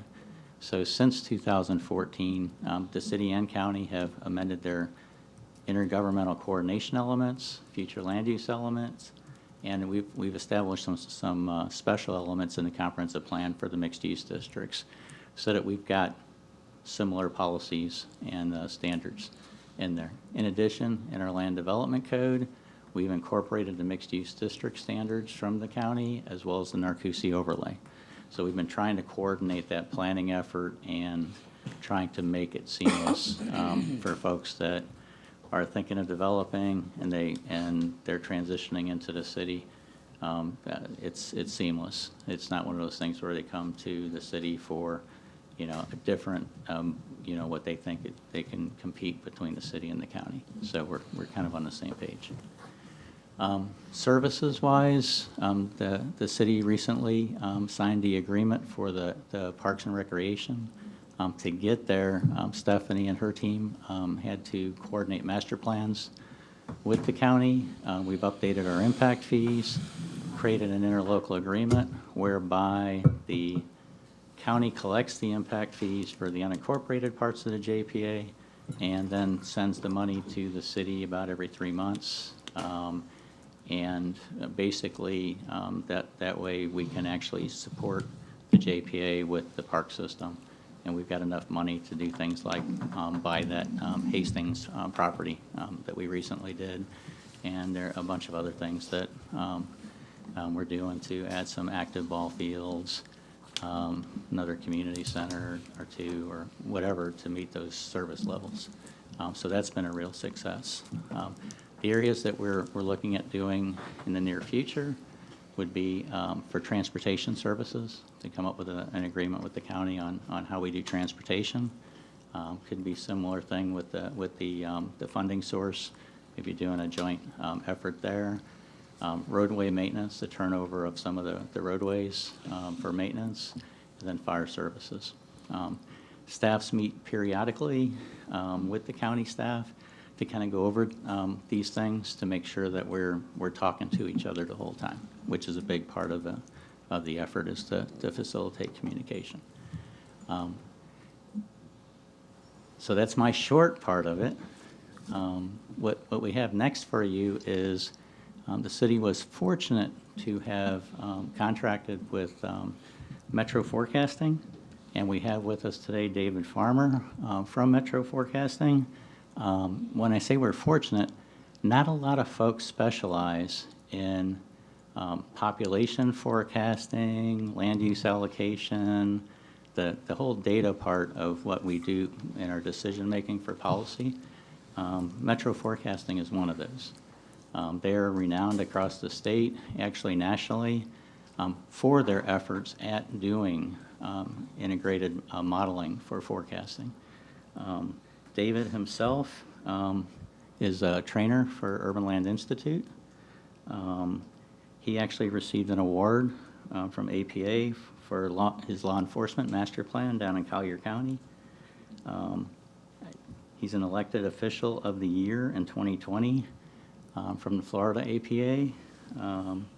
And he's actually been twice appointed by Governor Scott to serve on the South Florida Water Management District, their Big Cypress Task Force. So we found a company that knows about services and actually gets down into the data. So he's going to share with you some of that information, the whole fiscal impact side of annexation, to kind of help you give us direction later on. After David, Melissa Dunklin, our Director of Community Development, is going to provide a little bit of the history of the staff process, talk about those next steps, and then we'll be here to answer any questions to help you give us direction. So, thank you. Thank you. Good afternoon, council members. Thank you for having me here once again. There we go. Get to that. He already introduced me. The person I really want to talk about here is my partner, Dr. Paul Van Busker, because he invented the interactive growth model, which is the basis of the data that we're presenting here today. We're going to talk about, talk about the boundary of the JPA, talk about some suggested thought processes of the annexation criteria, again, if you choose to annex, and what growth patterns look like based on our modeling and everything that we've collected to date. We'll look at a fiscal analysis of that, and then I'll provide you with a summary, and then Melissa will take over. So the purpose of the presentation is to try to give you, the decision makers, a thoughtful and strategic way to think about annexation and your policy for St. Cloud. So this map shows the areas, those sort of in white around the city itself. And later on, I've assigned numbers to those so we can talk about the same area instead of, the one on the lower right or something like that.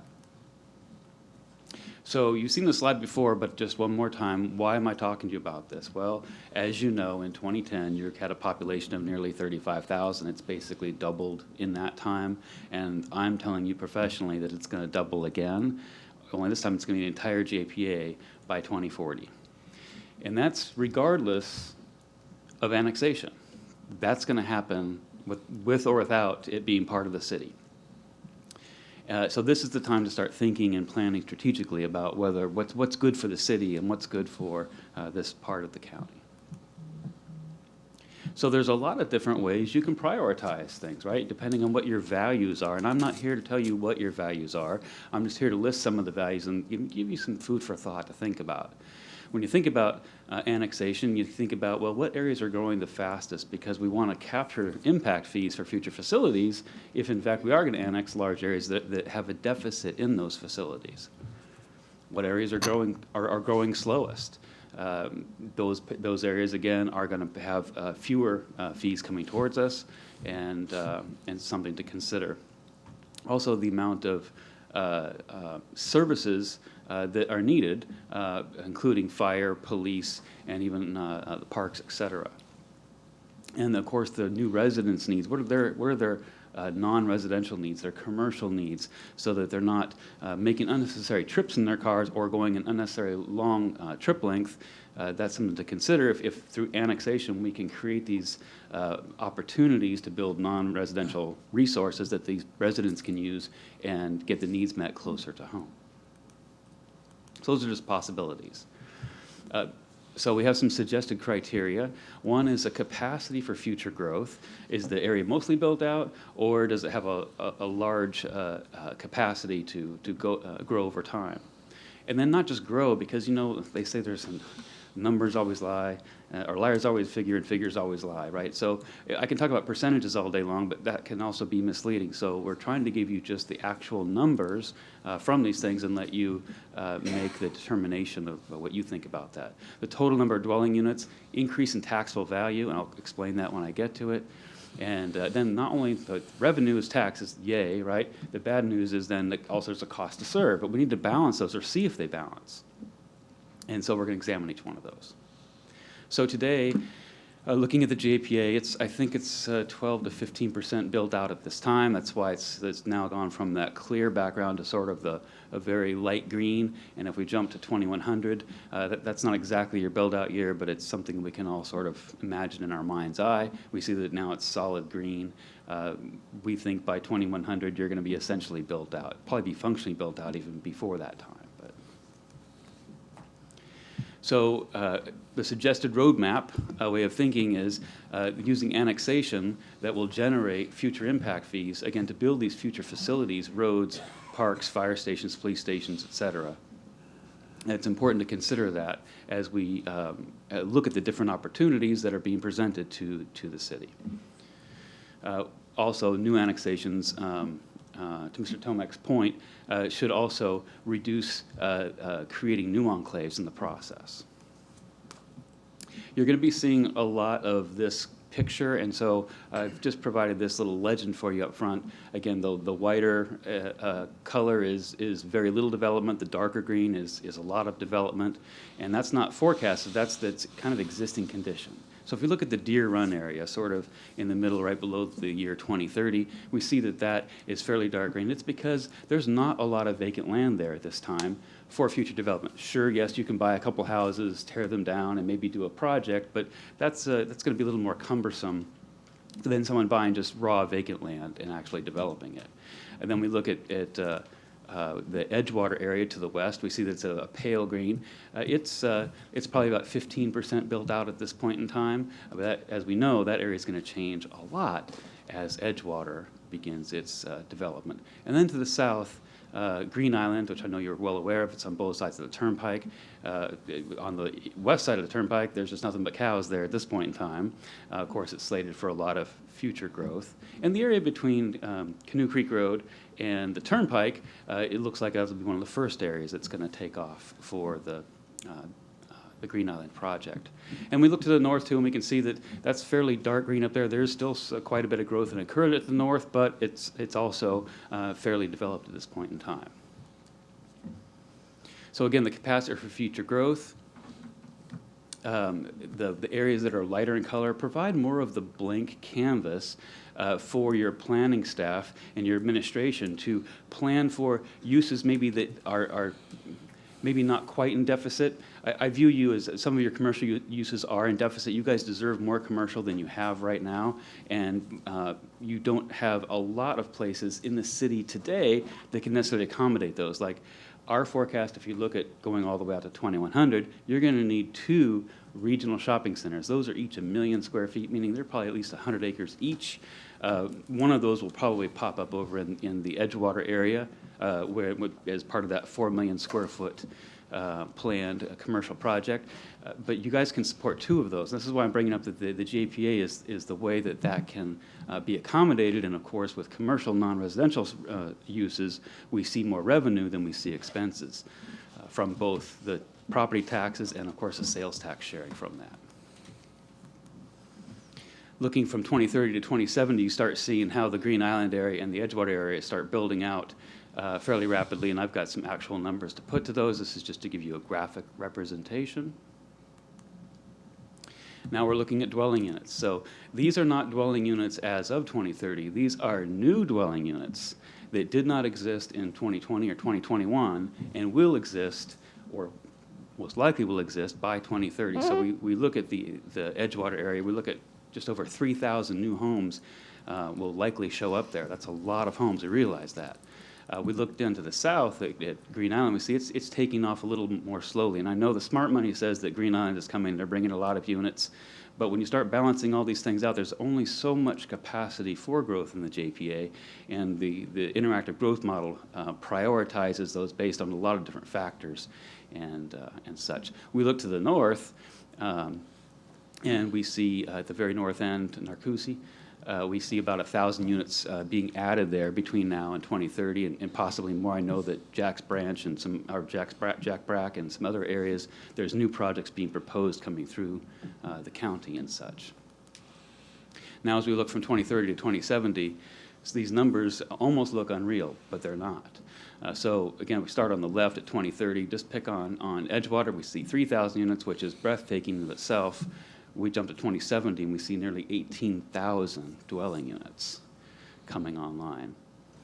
If we look at the Green Island area, this is more than just Green Island, but if we look at those 2 areas at the bottom, we go from 398 and 30, call that 400, to, well, between friends, let's call that 18 or 19,000 dwelling units in that southern area.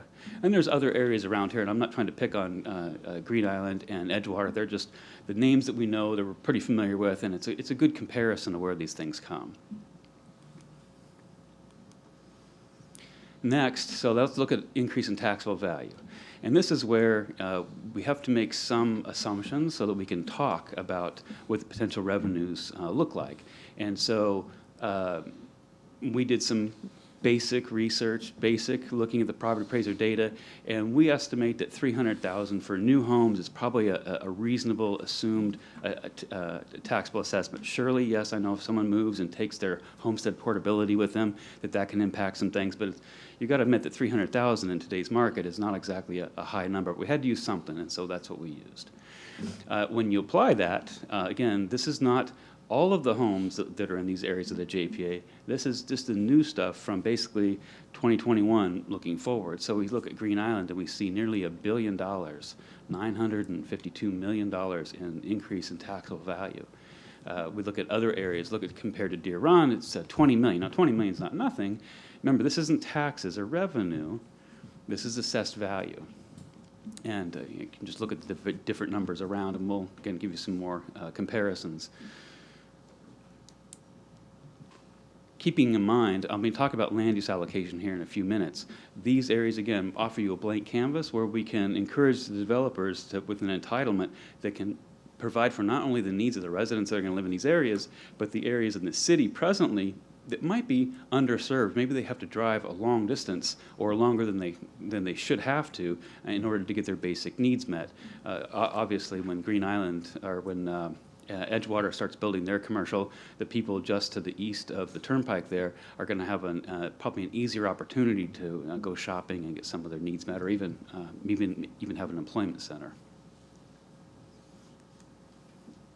So if we look at between 2030 and 2070, again, now looking at the money, again, this is not revenues, but this is taxable value of only residential uses. I'll give you commercial here in a minute.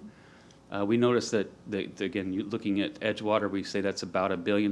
It's going to $5 billion. And if we look at the southern area around Green Island, we see that's going from, basically 120 million up to, it looks like almost $6 billion in assumed assessed taxable value.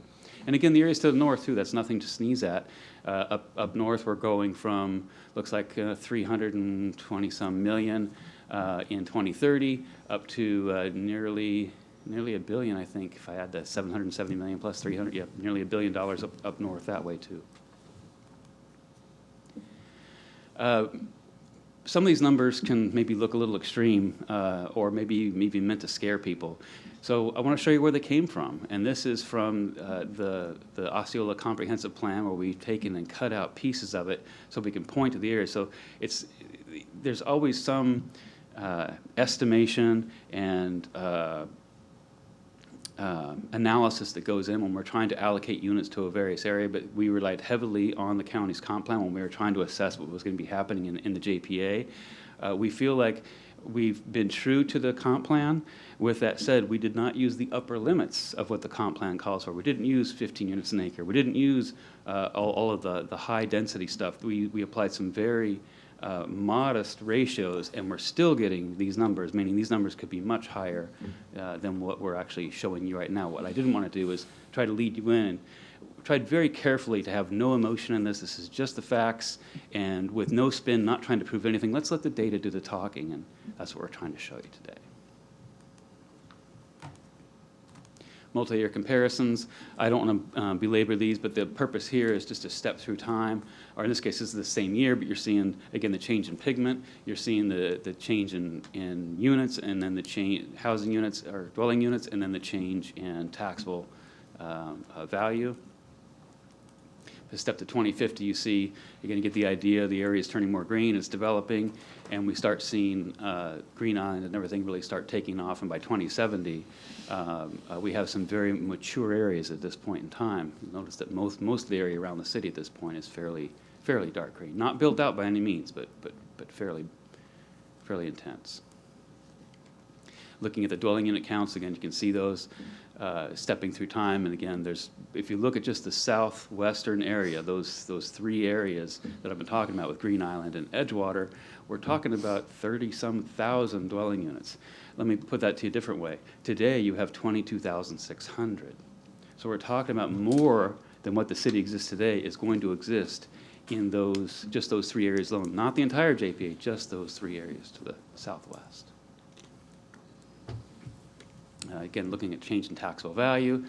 I don't want to run you guys over with a bunch of numbers. I know it's kind of hard not to do, but because I'm a numbers guy. And then looking here at, again, the change, or this I'm picking on 2070, just looking at, I know 50 years is a long time from now, but now you can see all three flavors. You see the pigment change, you see the change in dwelling units, and you see the change in taxable value. So thinking about strategic annexation, we want to think about those areas that have the capacity to add revenue for services. Areas with little future growth will have very little. They're going to pay their taxes, but they're going to add very little in the way of capital to build new facilities and infrastructure. Whereas new dwelling units, of course, provide that vital capital that I know you're intimately familiar with, as the first presentation was about impact fees and such. those non-residential land uses have a lot of benefits and almost no downside in terms of the city, impact to the city. So now on the left-hand side, what I'm showing you is the residential numbers. That's again, we're now looking at build-out essentially. And on the right-hand side, we're looking at the estimated non-residential taxable value. Again, I want to tell you this, so the numbers, I can get into a lot of explanations, but I'll try to keep it down to just one sentence. Essentially, I took a very strong look at all of your non-residential building today in the city, not in the JPA, in the city. And if you look at it and do some basic analysis, we came up with a taxable value on average of about $157 a square foot for commercial. And again, you can pick on office or retail. And then industrial came in around like $99 a square foot of assessed value. Maybe it was 97, I can't remember. And so we used those values against the projected, what we think the entitlements are going to be at a minimum level in the southern, well, in the whole JPA area. So if the comprehensive plan called out, we're going to have a community center and this kind of center and that kind of center, we estimated how many square feet that was and we applied, and that's how we came up with these estimated assessed values. I will tell you, I think these are minimums. And I'm not trying to bait you into anything, I'm just saying that we use some very, like, what's the least they could do and still survive, and that's the numbers we're presenting to you today. It could be easily double these numbers in terms of the non-residential. The residential, probably not, but the non-residential could easily be more than that. So you look at the north on Green Island, that's clocking in close to $800 million. It could very well also be $1.6 million, or sorry, $1.6 billion in taxable value for just the non-residential. So as I was sort of alluding to, we took a very strong look at your budget and your revenues and expenses. And while your budget is, I think last year was, what, $186 million or something like that, when you start pulling out utilities and getting down to just the things it takes to run the business of the city without contingencies and such, it comes out to about $120 million. Kind of interesting to learn, most people and the citizens think property taxes is where most of the revenue comes from. But in fact, it doesn't. It's what is it, maybe 8% or so of your total revenue comes from property taxes.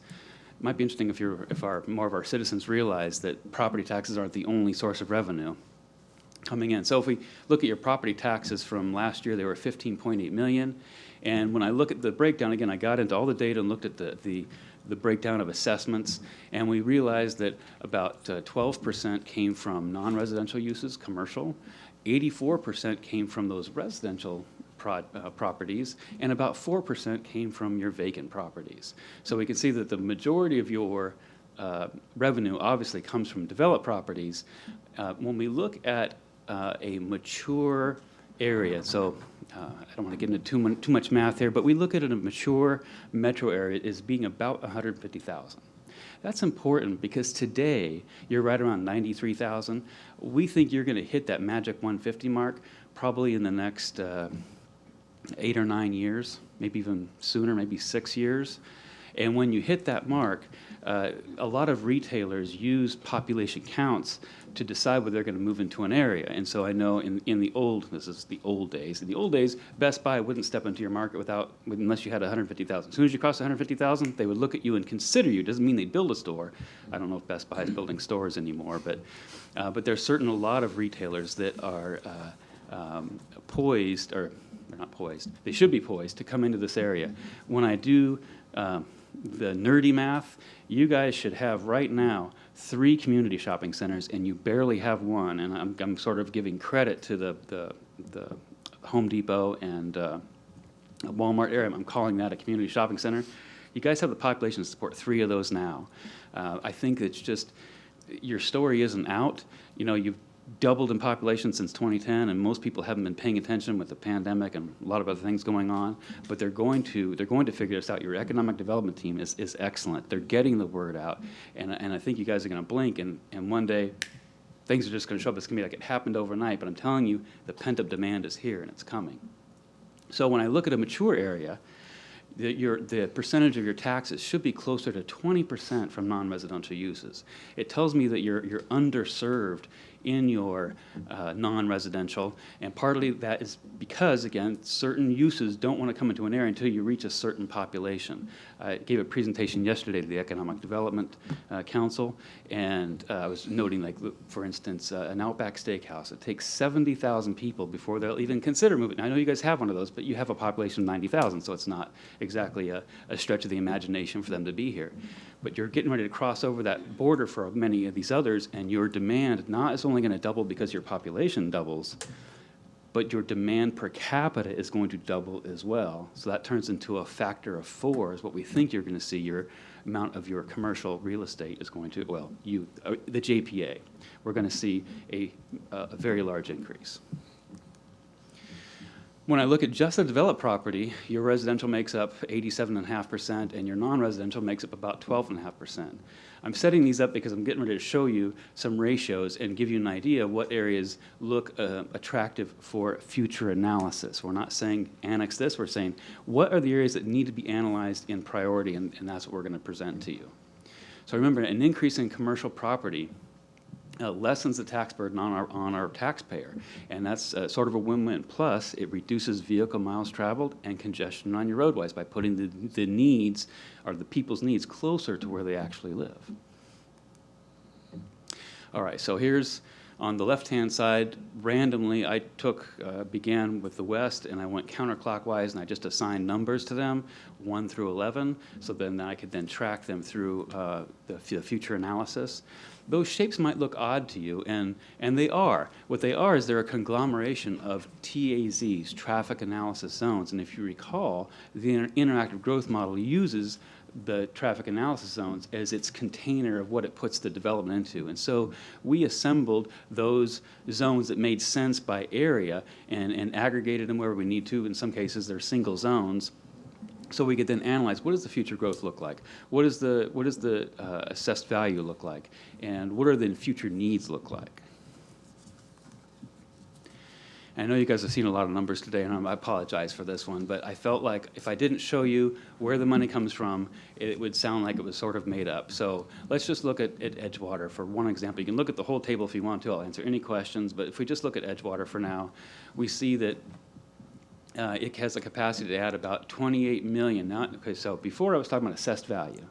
Now I'm talking about greenbacks. This is revenue to the city based on your millage rate, based on the assumed average household value, assessed value at $300,000 for new homes. So we have 28 million in revenue coming from the new homes that will be built in the Edgewater area. We expect 4 million. Again, I think that's a very, very modest number. I think it's going to be more than that, but 4 million to come in from the non-residential uses, giving us a total of 32 million. And then interlocal agreements, sales taxes, and other miscellaneous things like utility franchise fees. I call them miscellaneous, but let's be honest, we're talking about $73 million coming in there. So it gives you a total of 105 million. And again, happy to talk about any one of all these, but let's just focus on Edgewater for now. So you have 105 million revenue, and I don't know if Wendy's here. If she was, she would say, yeah, Dave, but what's that going to cost me? And that's a very good question. Before I get into that, though, remember I told you I went through a lot of pain there to discuss the ratio of your taxes, your revenue now from residential to non-residential. So right now, on average, you have about 12.5% of your revenue coming from non-residential. So we'd hope to see these areas that have something close to 12.5%, because remember, we need to add to those non-residential uses, so we cut back on vehicle miles traveled and congestion and make for a high quality of life. So we see that Edgewater meets that if things happen the way the plans look, at least 12%. 12.5%. We look at some of these other areas, and they're very modest in their potential. If I pick on Deer Run, you see that there's almost no commercial capacity there. Not to say someone couldn't rezone and annex. Of course, they could do all those things, but all things being equal, we see that Deer Run number 4 there is 0.4%, which means that all of its revenue and expenses are related to only residential uses, which means that it's harder to prove fiscal positive in that condition. I do also want to point out number 7. 7 is where when we run the model, we say that we need a regional shopping center on that side of town, and so it shows up there. That's why that one spikes up to 17%. It assumes that, yes, a regional shopping center will pop up over there. Now, let's get to the costs. So again, if we pick on Green Island, or not, sorry, not Green Island, Edgewater, that area, we see revenues are about 105 million, and expenses came out to about $94 million, meaning a fiscal benefit if you annex that on paper without additional analysis, and you do need additional analysis, but without that, about $10 to $11 million. And if Wendy was here, something she would say is, yeah, that sounds like a lot of money by percentage.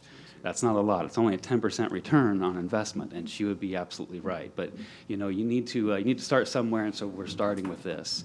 And if we cruise down to say again, not picking on Deer Run, but if we look at Deer Run, they have a total tax revenue of $8.4 million, and estimated expenses of about $7.8 million, with a fiscally positive of about $600,000. And those are annual, not one-time shots, but annual. And that's not based on impact fees. This is just expenses and revenues. You probably don't care, but I'll just tell you for the record. The way this got calculated is we take the tax revenues from property taxes, and then when we ran the numbers and I took the existing number of housing units and divided that into your expenses and revenues, we came up with your revenues per household appear to be about $4,000, like $4,100, and your expenses are about $5,100 for every housing unit. It's not perfect. I took that 22,600 housing units and I divided it into your expenses, and that's how I came up with those numbers. And those were the factors that were used to generate this. Again, we left in all the expenses and all the revenues that made sense. In the end, though, this was our analysis. Finance did take a look at it, but it isn't their work. It's our work, and so if there's a problem, it's with us. It's not with them. We're very confident this is done correctly, though. So if I then take that table I just showed you and said, okay, well, what if we prioritize it based on fiscal benefit? Again, please don't misread this, that this is a priority of annexation. It's not. It's a priority of analysis, okay? And so when we do this, we see, again, Edgewater comes in at the first priority. Makes sense, too, since it looks like they're coming in very quickly. Area 2, then, is the area south that I'm telling you is going to be longer before it starts developing because of the turnpike sort of bifurcates it from the rest of the area and so forth. But in terms of fiscal benefits, it comes in at number 2. And then that area up just south of Earl of Bronson, where we say that a regional shopping center would be ideal for that location, we see that one comes in at number 3. And then number 4 is the area between Canoe Creek and the Turnpike. So again, those are suggested. And then the area out east by Harmony Ranch is priority area for analysis, number 5. Forgive this slide; it might be an orphan, but you know we're talking about changing the JPA. Overall, the JPA I think is in good shape, but there are some areas like this that I'm showing you right now that clearly when the JPA was drawn, it was drawn with the best information at the time, and I'm just guessing, but I'm pretty sure I'm right, that those were probably drawn around tracts of land, and it was not conceived at the time that would get aggregated and turned into a development, because it may or may not have. In this case, we see it that it did, but it makes no sense to have these poor homeowners that are outside of the JPA. Well, it's a lose-lose situation. So one, the city's not getting taxes from those houses, right? And will never get taxes because they're outside the JPA. But two, guess who gets to provide the services? Probably the city, right? So we could probably clean up a few areas like this where we can still meet the intent of the JPA, not drastic changes, but maybe either bring this completely in or take it completely out, depending on what your pleasure is. It would also help clarify things in emergency situations so that someone doesn't have to guess, well, you're on the other side of the street, so you're served by the sheriff, you're not served by the police, or so forth.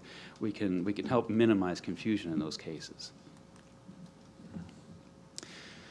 So overall, throughout this, it looks like keeping the JPA boundary as is from a fiscal standpoint makes sense to us.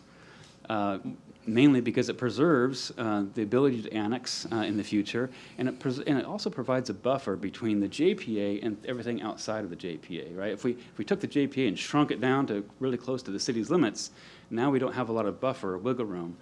between where the city exists and where it could exist in the future. Again, it offers us a blank slate, too. I'll get to that, sorry, I got ahead of myself. So in all of this, if you do annex, there's certainly some existing residents that you would have to convince that this is the right thing to do. You guys provide a very high quality of service, more parks per capita than living in the county.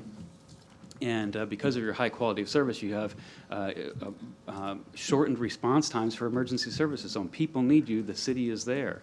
And also, it's you all right here today, okay? Local representation. It's not one of the, and I don't know your county commission structure, how it's set up. Is it at large or is it by district? By district?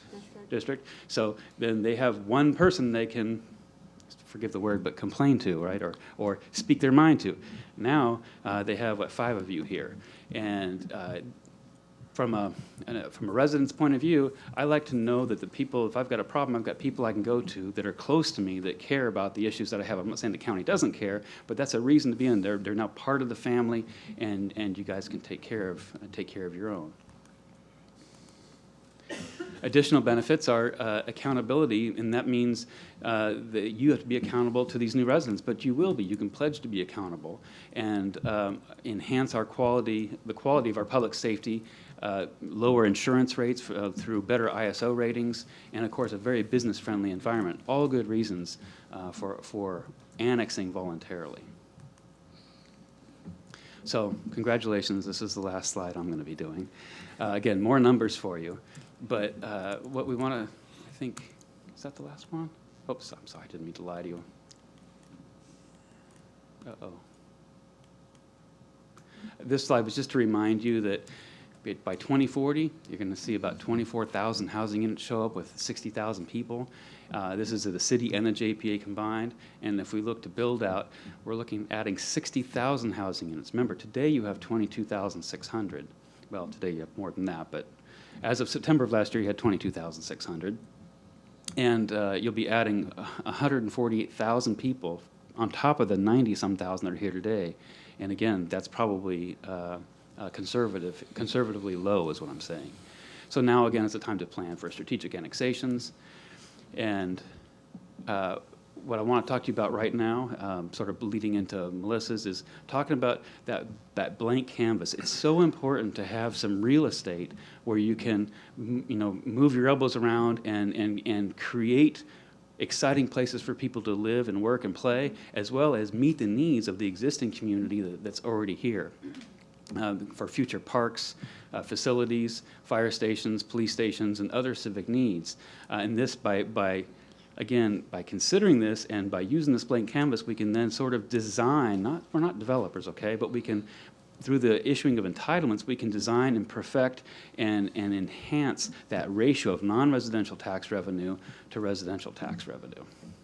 The higher priority annexation areas need to have adequate commercial. If they're just done residentially, I mean, yes, you're going to have your fire stations and whatever, but if we don't have enough of the non-residentials, you could see some impacts fiscally to the city. So it's important to look at. I think that's my last slide, so Ms. Dunklin. Thank you, David. Good afternoon, Melissa Dunklin, Community Development Director. So I just want to take a few minutes to go through how, at Council's direction, we evaluated different scenarios in which we could potentially reduce the JPA boundary. We want to just show that it was a thoughtful process and how it led to staff's recommendation to leave the JPA boundary as is.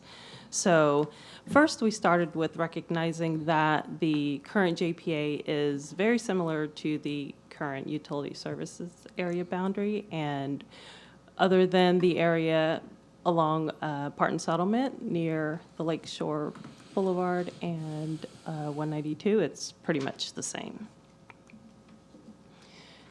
We came up with 5 different scenarios, and I'll try to walk through them very quickly because I know you guys have a lot of data that you've already received, and I don't want to bore you.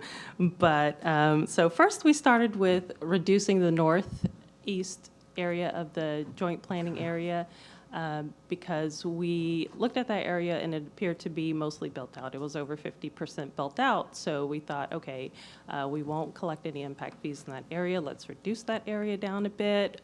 But the jagged boundary that you see there at the top as part of the orange boundary is that way because we wanted to incorporate the Narcousie Community Center because there's currently a ILA with the Parks Department and to take over the Narcousie Community Center.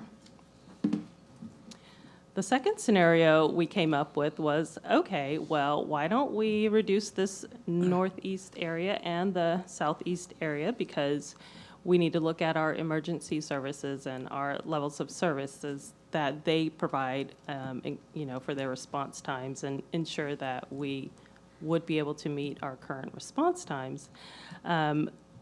We decided not to go with this scenario because once David's data showed that additional facilities for police and fire would be built based on the collection of impact fees in those areas, it no longer made sense to exclude those areas. The third scenario, we were like, oh, we're going to be so smart here, and we're just going to try to make it mimic the Envision St. Cloud plan.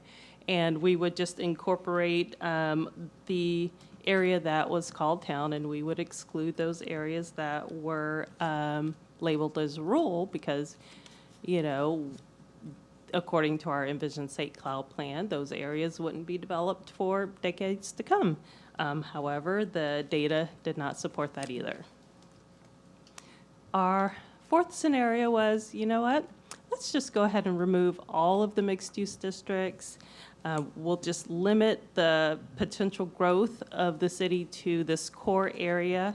And then we recognize that, okay, just because we don't annex it or include it in our JPA, it's not going to stop the growth. And these areas are already master planned with conceptual master plans or are currently being master planned through Osceola County. So for our fifth scenario, we kind of said, well, let's forget contracting the boundary. Let's look at phasing in annexations. Let's try to phase the annexations based on our predicted order of development. And then we had the opportunity to take a look at some of the approved developments that were going on in the county. And we realized that we couldn't phase it that way because there were already approved developments in the county. And so we thought, oh, well, maybe we'll do a 1A, 1B, 3, and 4. And we came up with this fifth scenario to just kind of mimic the boundary of those phases, 1A and 1B. So here's just a slide that kind of shows all the proposed alternatives that we considered. Unfortunately or fortunately, the data did not support that. Hopefully, much like us, the council was pleasantly surprised by the data that was presented to you tonight. And once we were able to understand the data and felt that we should not contract the JPA boundary, we wanted to discuss just doing annexations as part of a strategy where we would do individual economic feasibility studies for those areas that David pointed out to you in his presentation. And as part of those, feasibility studies, we would take a look at whether we could meet or exceed the levels of services for police, fire, refuse, roads, et cetera. And we would want to, of course, continue to work with Osceola County to work on those items that keep coming up, like facility planning and implementation, the mobility fees, roadway maintenance transfer agreements, fire stations, et cetera. So with council's direction or approval, we would like to ask that we move forward in that direction, but also keep in mind that we would also like to use this data to work on the concurrent comp plan updates that we're currently that are currently in process, and we'll use this data to prioritize and strategize annexations, but also we want to use the data to allocate uses for non-residential, industrial, et cetera, because we want to continue to have the control so that we can create our own sense of place and preserve the community character that we have.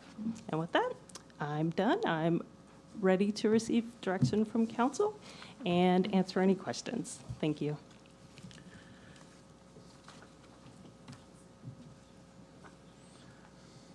Thank you, first of all, for all of the work that you've done. And Mr. Farmer, I've heard your presentation twice. Listened to the one that was put online earlier. You know, what to me is interesting about this, first of all, is your company and the accuracy that your company has had from what I have been able to see working with other cities. I mean, the accuracy has just been mind-boggling what you've done with other cities. Is that not correct? I don't know about mind-boggling, but we try very hard. Well, this to me, I mean, I don't know how you project 10 years out, 20 years out, and then, you know, it comes to pass with the kind of accuracy that I've seen you, or at least from what I read on some of your other reports. It has been pretty amazing. To me, personally, it doesn't make sense to reduce our JPA. Why would we want to reduce the potential of having say-so over development that is going to take place, whether it's in our GPA or not in our GPA? You know, we don't have to annex any of it. And to say, well, let's reduce the JPA, I think just creates a whole nother set of challenges and takes away our ability to have input into many of these developments that are going to take place and that are taking place right now. I certainly support the recommendation of the staff that we leave it the way it is. I like the phase, coming up with some kind of phase plan here for future annexation and growth.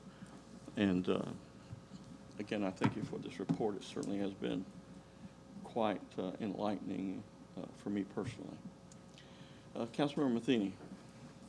Well, first, I'd like to say to Mr. Tomek, I can't unsee the Statue of Liberty now.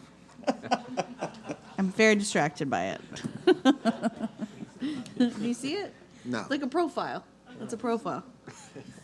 Anyways, so I was one of the biggest people that said, let's look at the JPA and let's see, should we shrink it? Are we going to bankrupt the city? Like, what exactly we're going to do? And I kind of feel like I don't have an argument for that anymore because you've done this analysis. I also agree with the mayor. I can't predict a week out, like, so I don't know how you guys have the wizardry to go 50 years out. So that's pretty amazing. I did want to ask, like, two questions. One point you made in your presentation, which made me kind of chuckle, was that, you know, we need to annex smart and, like, not create enclaves. Because when I got on council, there was some acronym soup map that the city was trying to do and just go cherry pick, you know, annexations. And I'm like, we're fighting to get rid of the enclaves, but then we're going to go create them with this. Like, this doesn't make any sense. So that made me chuckle when I read that, you know, in your presentation, because I never understood that. But the one question I did have, and I don't know, I guess this is probably a staff question, and I know we've I feel like our relationship with the county is getting better and we're coordinating everything. But at one point, I remember in a meeting that it was like we still weren't seeing things in the JPA that weren't immediately adjacent. So if, like, something is being developed in the JPA that's not adjacent to city limits, is way on the edge of the JPA, are we reviewing that now? Yes, so what happened subsequent to that conversation was that we reached out to Osceola County. We worked on a way to get us access to their system. So now we automatically... You're seeing everything? Correct. We have the ability to review everything that goes to the JPA and provide comments if we choose so. So I know we kind of went through this cyclical thing since I've been up here. Like, one, I guess we said, we don't have time, don't send them to us. And then then it was like, why aren't they sending them to us? And then, and then we were getting them, but it was only the immediately adjacent, contiguous, but now we're getting everything. Now that we JP get said. everything. Perfect. Thank you. Councilmember Urban. Thank you. I would just want to thank Mr. Farmer for his presentation and staff for all of their hard work. And I certainly agree with the mayor and Deputy Mayor Matheny. And like Mr. Farmer said, that the growth is coming, whether we're with annexation or not, or whether we want it or not. But it's definitely mind-boggling to wrap your head around. And I'm still trying to learn what I can there. But just wanted to thank staff and Mr. Farmer for the report.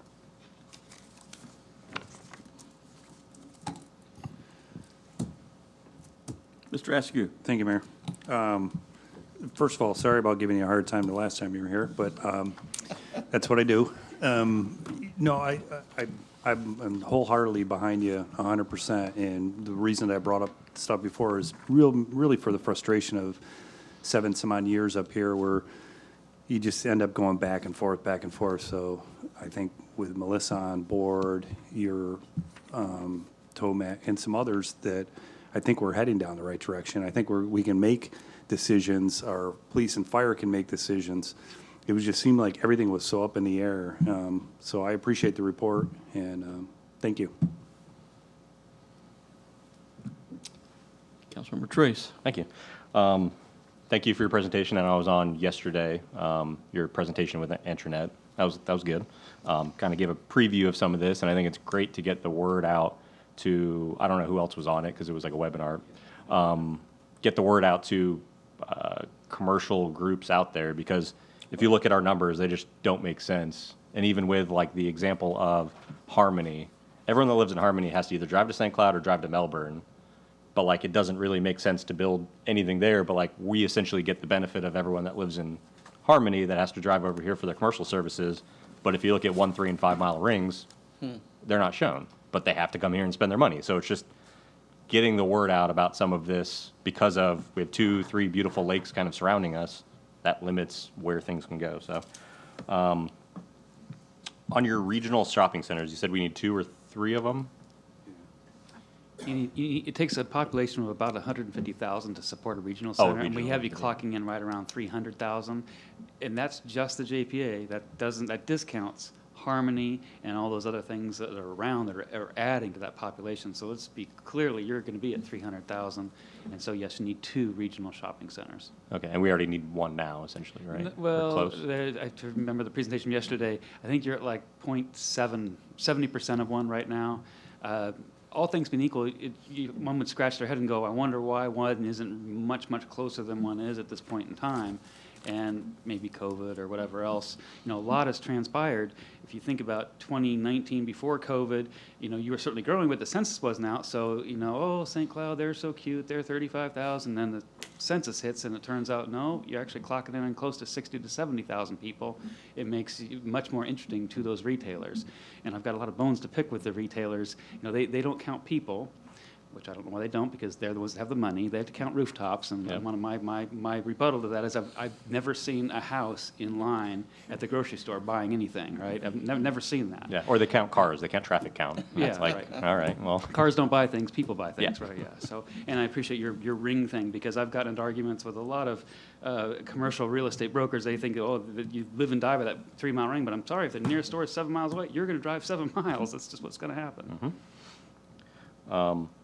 So every single presentation, financial presentation we've been given, the Edgewater one, the Tohoku one, Raptillis did some, this one, they all paint a rosy picture. Like the one chart you had that showed revenue and expenses, and they were all positive, right? That's kind of why we got the recommendation of annex everything, because all of those show positive, right? The gentleman over there that has to balance the budget every year, is it always a rosy picture? Like, are we... I kind of feel like we're missing something of it's kind of a struggle every year to balance the operational budget and then also put enough capital on the ground to make even what we have now make sense. Like, they just don't line up in my mind. I don't know if there's something I'm missing. I think it gets back to what your finance director would say, and it's like, okay, you know, $1 million sounds like a lot of money, but if I'm risking $100 million to make $1 million, 1%, that's a pretty small return on investment, right? And so those numbers are all positive, but you start looking at percentages of how positive they are, and Edgewater was the best at, you know, close to 11% return on investment.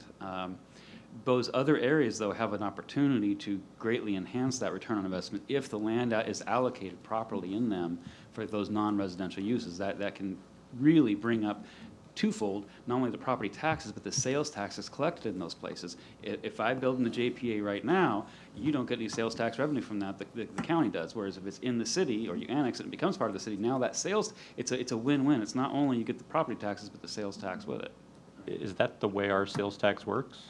You get I thought it was we get a percent allocation based on population. I thought it was based on where the stores are located, but I don't know. No, it's an allocation based on the population. Yeah, with so- that formula, the state statute. Yeah, so I mean, that's, Okay, all right. but if we do get more commercial services, then we get more. More people spending money. People could be spending money a lot closer to this area. Yeah. There's just isn't the opportunity to. And then one of the areas that you mentioned, you kind of specifically mentioned it, I call it the manor, but I think you called it Deer Run? Deer Run area. So the operational expense revenue exceeded the operational expense, but a lot of areas like that, the capital improvement to bring a lot of those areas up to existing code, whatever we want to call it, is going to way far exceed what we generate. And to your point, if there is a missing element, it is that bringing up the roads. That is not an issue. And when we look at Green Island, there's cows there. You know, I actually downloaded the 2018 census roads. You have a road running through there. I zoomed way in. There is no road running through that southwest area.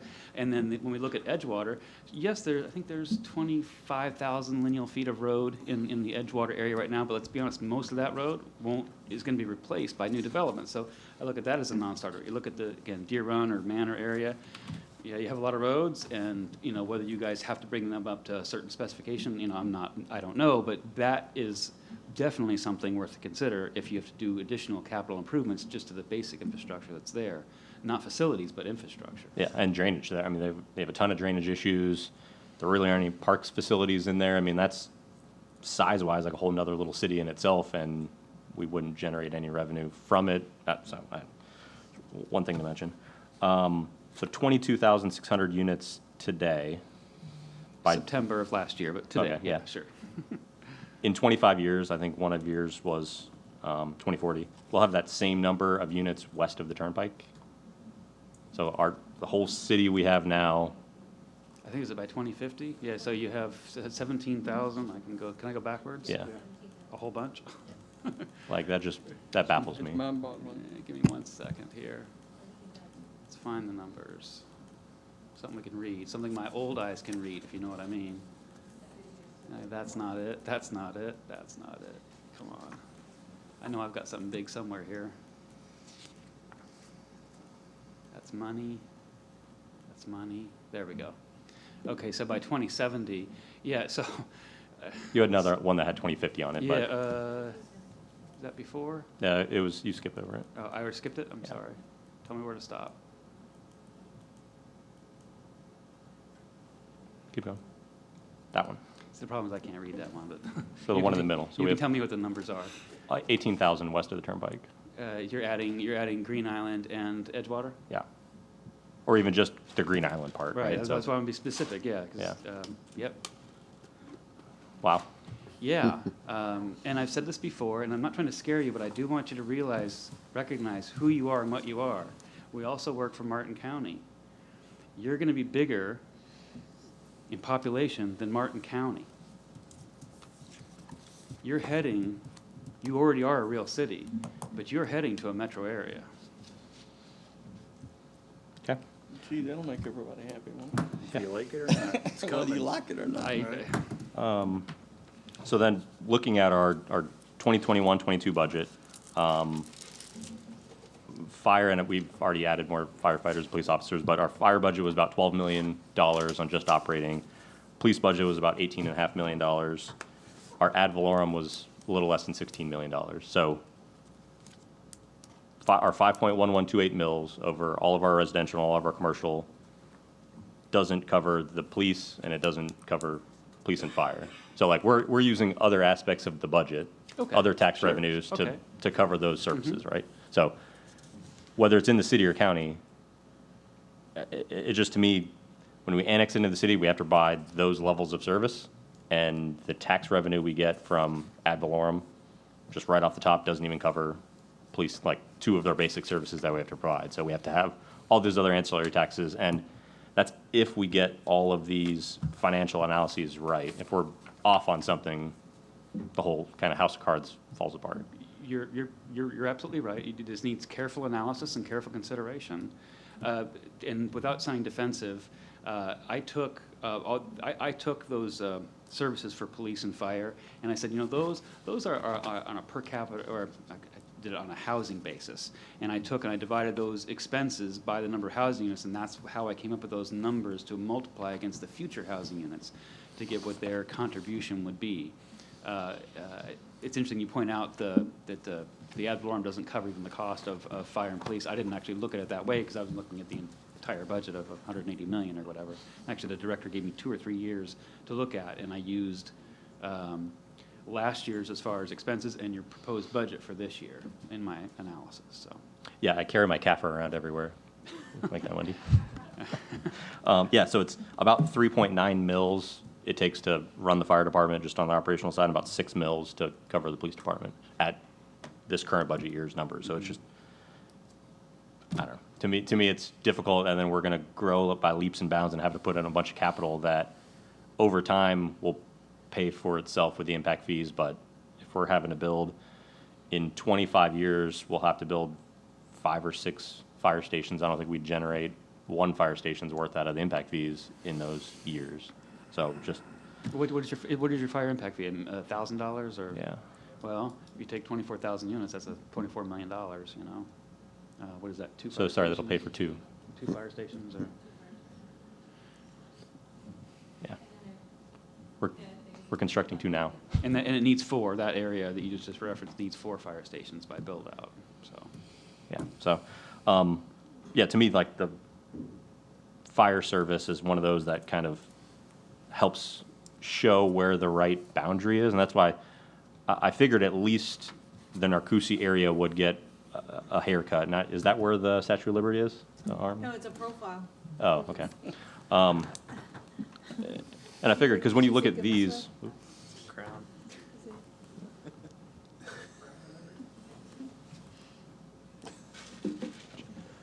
so like the top of the Narcoossee area, we'd have to have, just for fire response, we'd have to have a station up there to serve that little snippet of area that's already been developed. Like that's the concerning thing to me, of like there's no change of area that was kind of presented as something that would make sense fiscally for us.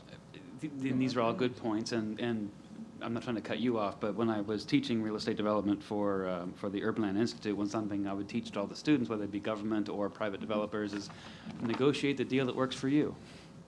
Yeah. You know, and so on the flip side, what you're saying, so that's areas 9 and 10. So you're looking at about $3 million in annual fiscal positive revenue from that area up there.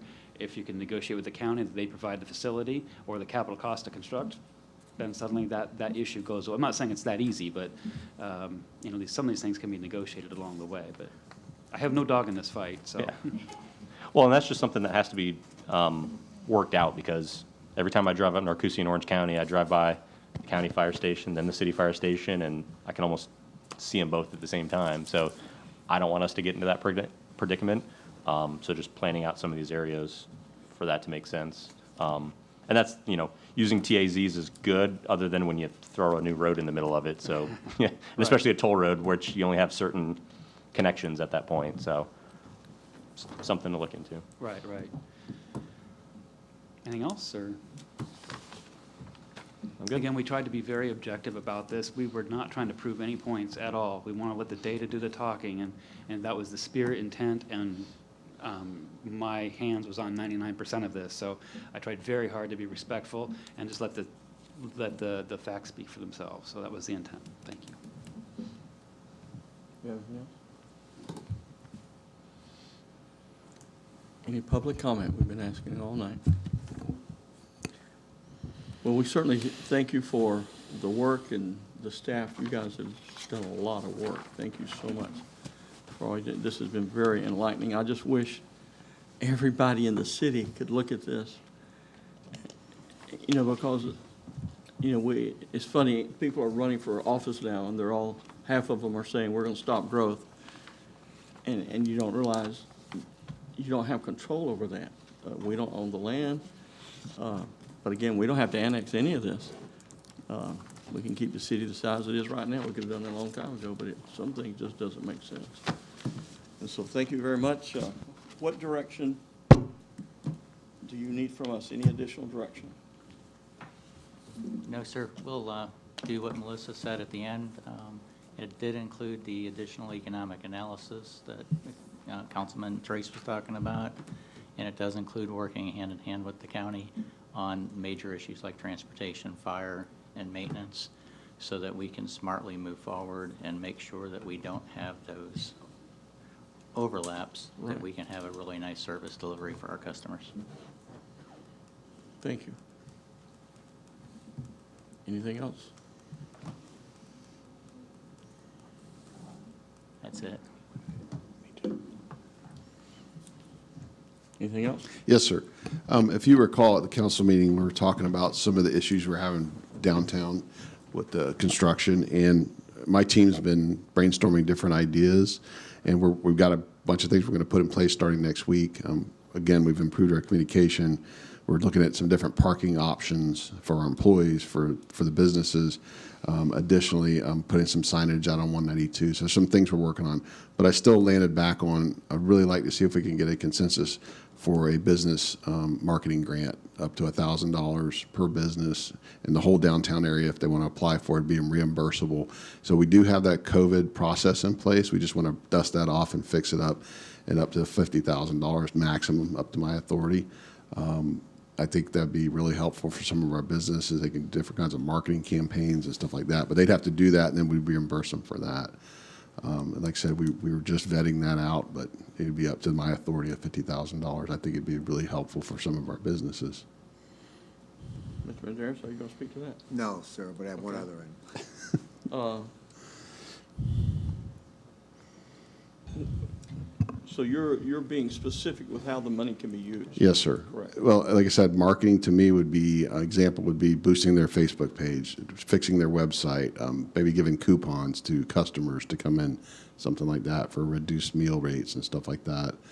Anything we can do from a marketing perspective. I really am not advocating just handing them a check for $1,000 and do whatever they want with it. I think we got to have some targeted things we can do to help them, letting people know they're open, things like that. And you're saying this is leftover COVID money? We actually have money in that fund, yes, sir. Thoughts? Well, I know they're certainly hurting down there. Councilmember Matheny. I guess my first thought when this was brought up previously was we didn't do this for the businesses on New York Avenue, so what's the limit of who can apply for this? So we would apply it to the whole downtown Central Social District, so the people in New York would be eligible also. So I thought about when we talked the other day that we hadn't done anything for them, but we want to make sure that they have a full chance to get that money also.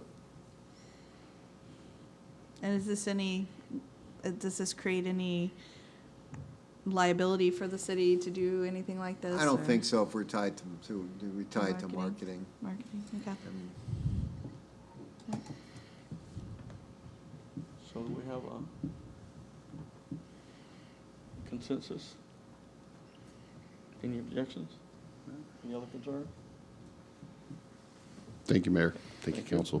Mr. Manzarek. Yeah, so after the direction from the council at the last council meeting regarding the prospective city manager search, we've been reaching out to 5 search firms to hopefully set up a short interview from each one of them so that you could select the firm you wanted to move forward with. We were hopeful. We know it's a quick turnaround, and we're still tentatively trying to get the schedule, but we're we're hopeful that maybe we could use some time with you on Thursday, August 4th, before your CRA meeting, if possible. Then we could pencil that in as a date so I can give these companies a set date as to when they would be able to present. Ideally, we'd like to, I don't know if it will work for everybody, but ideally, we'd like to start it at 3 o'clock if we could. Any objections, though? Okay, add that, I think that's good. Okay. I am not available at 3 o'clock. Okay. So it would have to be after the CRA meeting for me, if you want to do it that day. Or we can pick if I'm going to be in fall. I don't like to do them before the CRA because then we have all the CRA people have to wait for us. I mean, that's just my preference, but I'm not available at 3 o'clock. We can, let me work on that day and see what it's like about doing it after the CRA meeting. I don't know what the agenda looks like. Yeah, we can work on that, so, yeah, we can try to work through that, so I appreciate that comment, though. Anything else, Councilman? Nope, sorry. Anything else, Mr.? No, sir. All right, I don't have anything else on our agenda. We will be adjourned.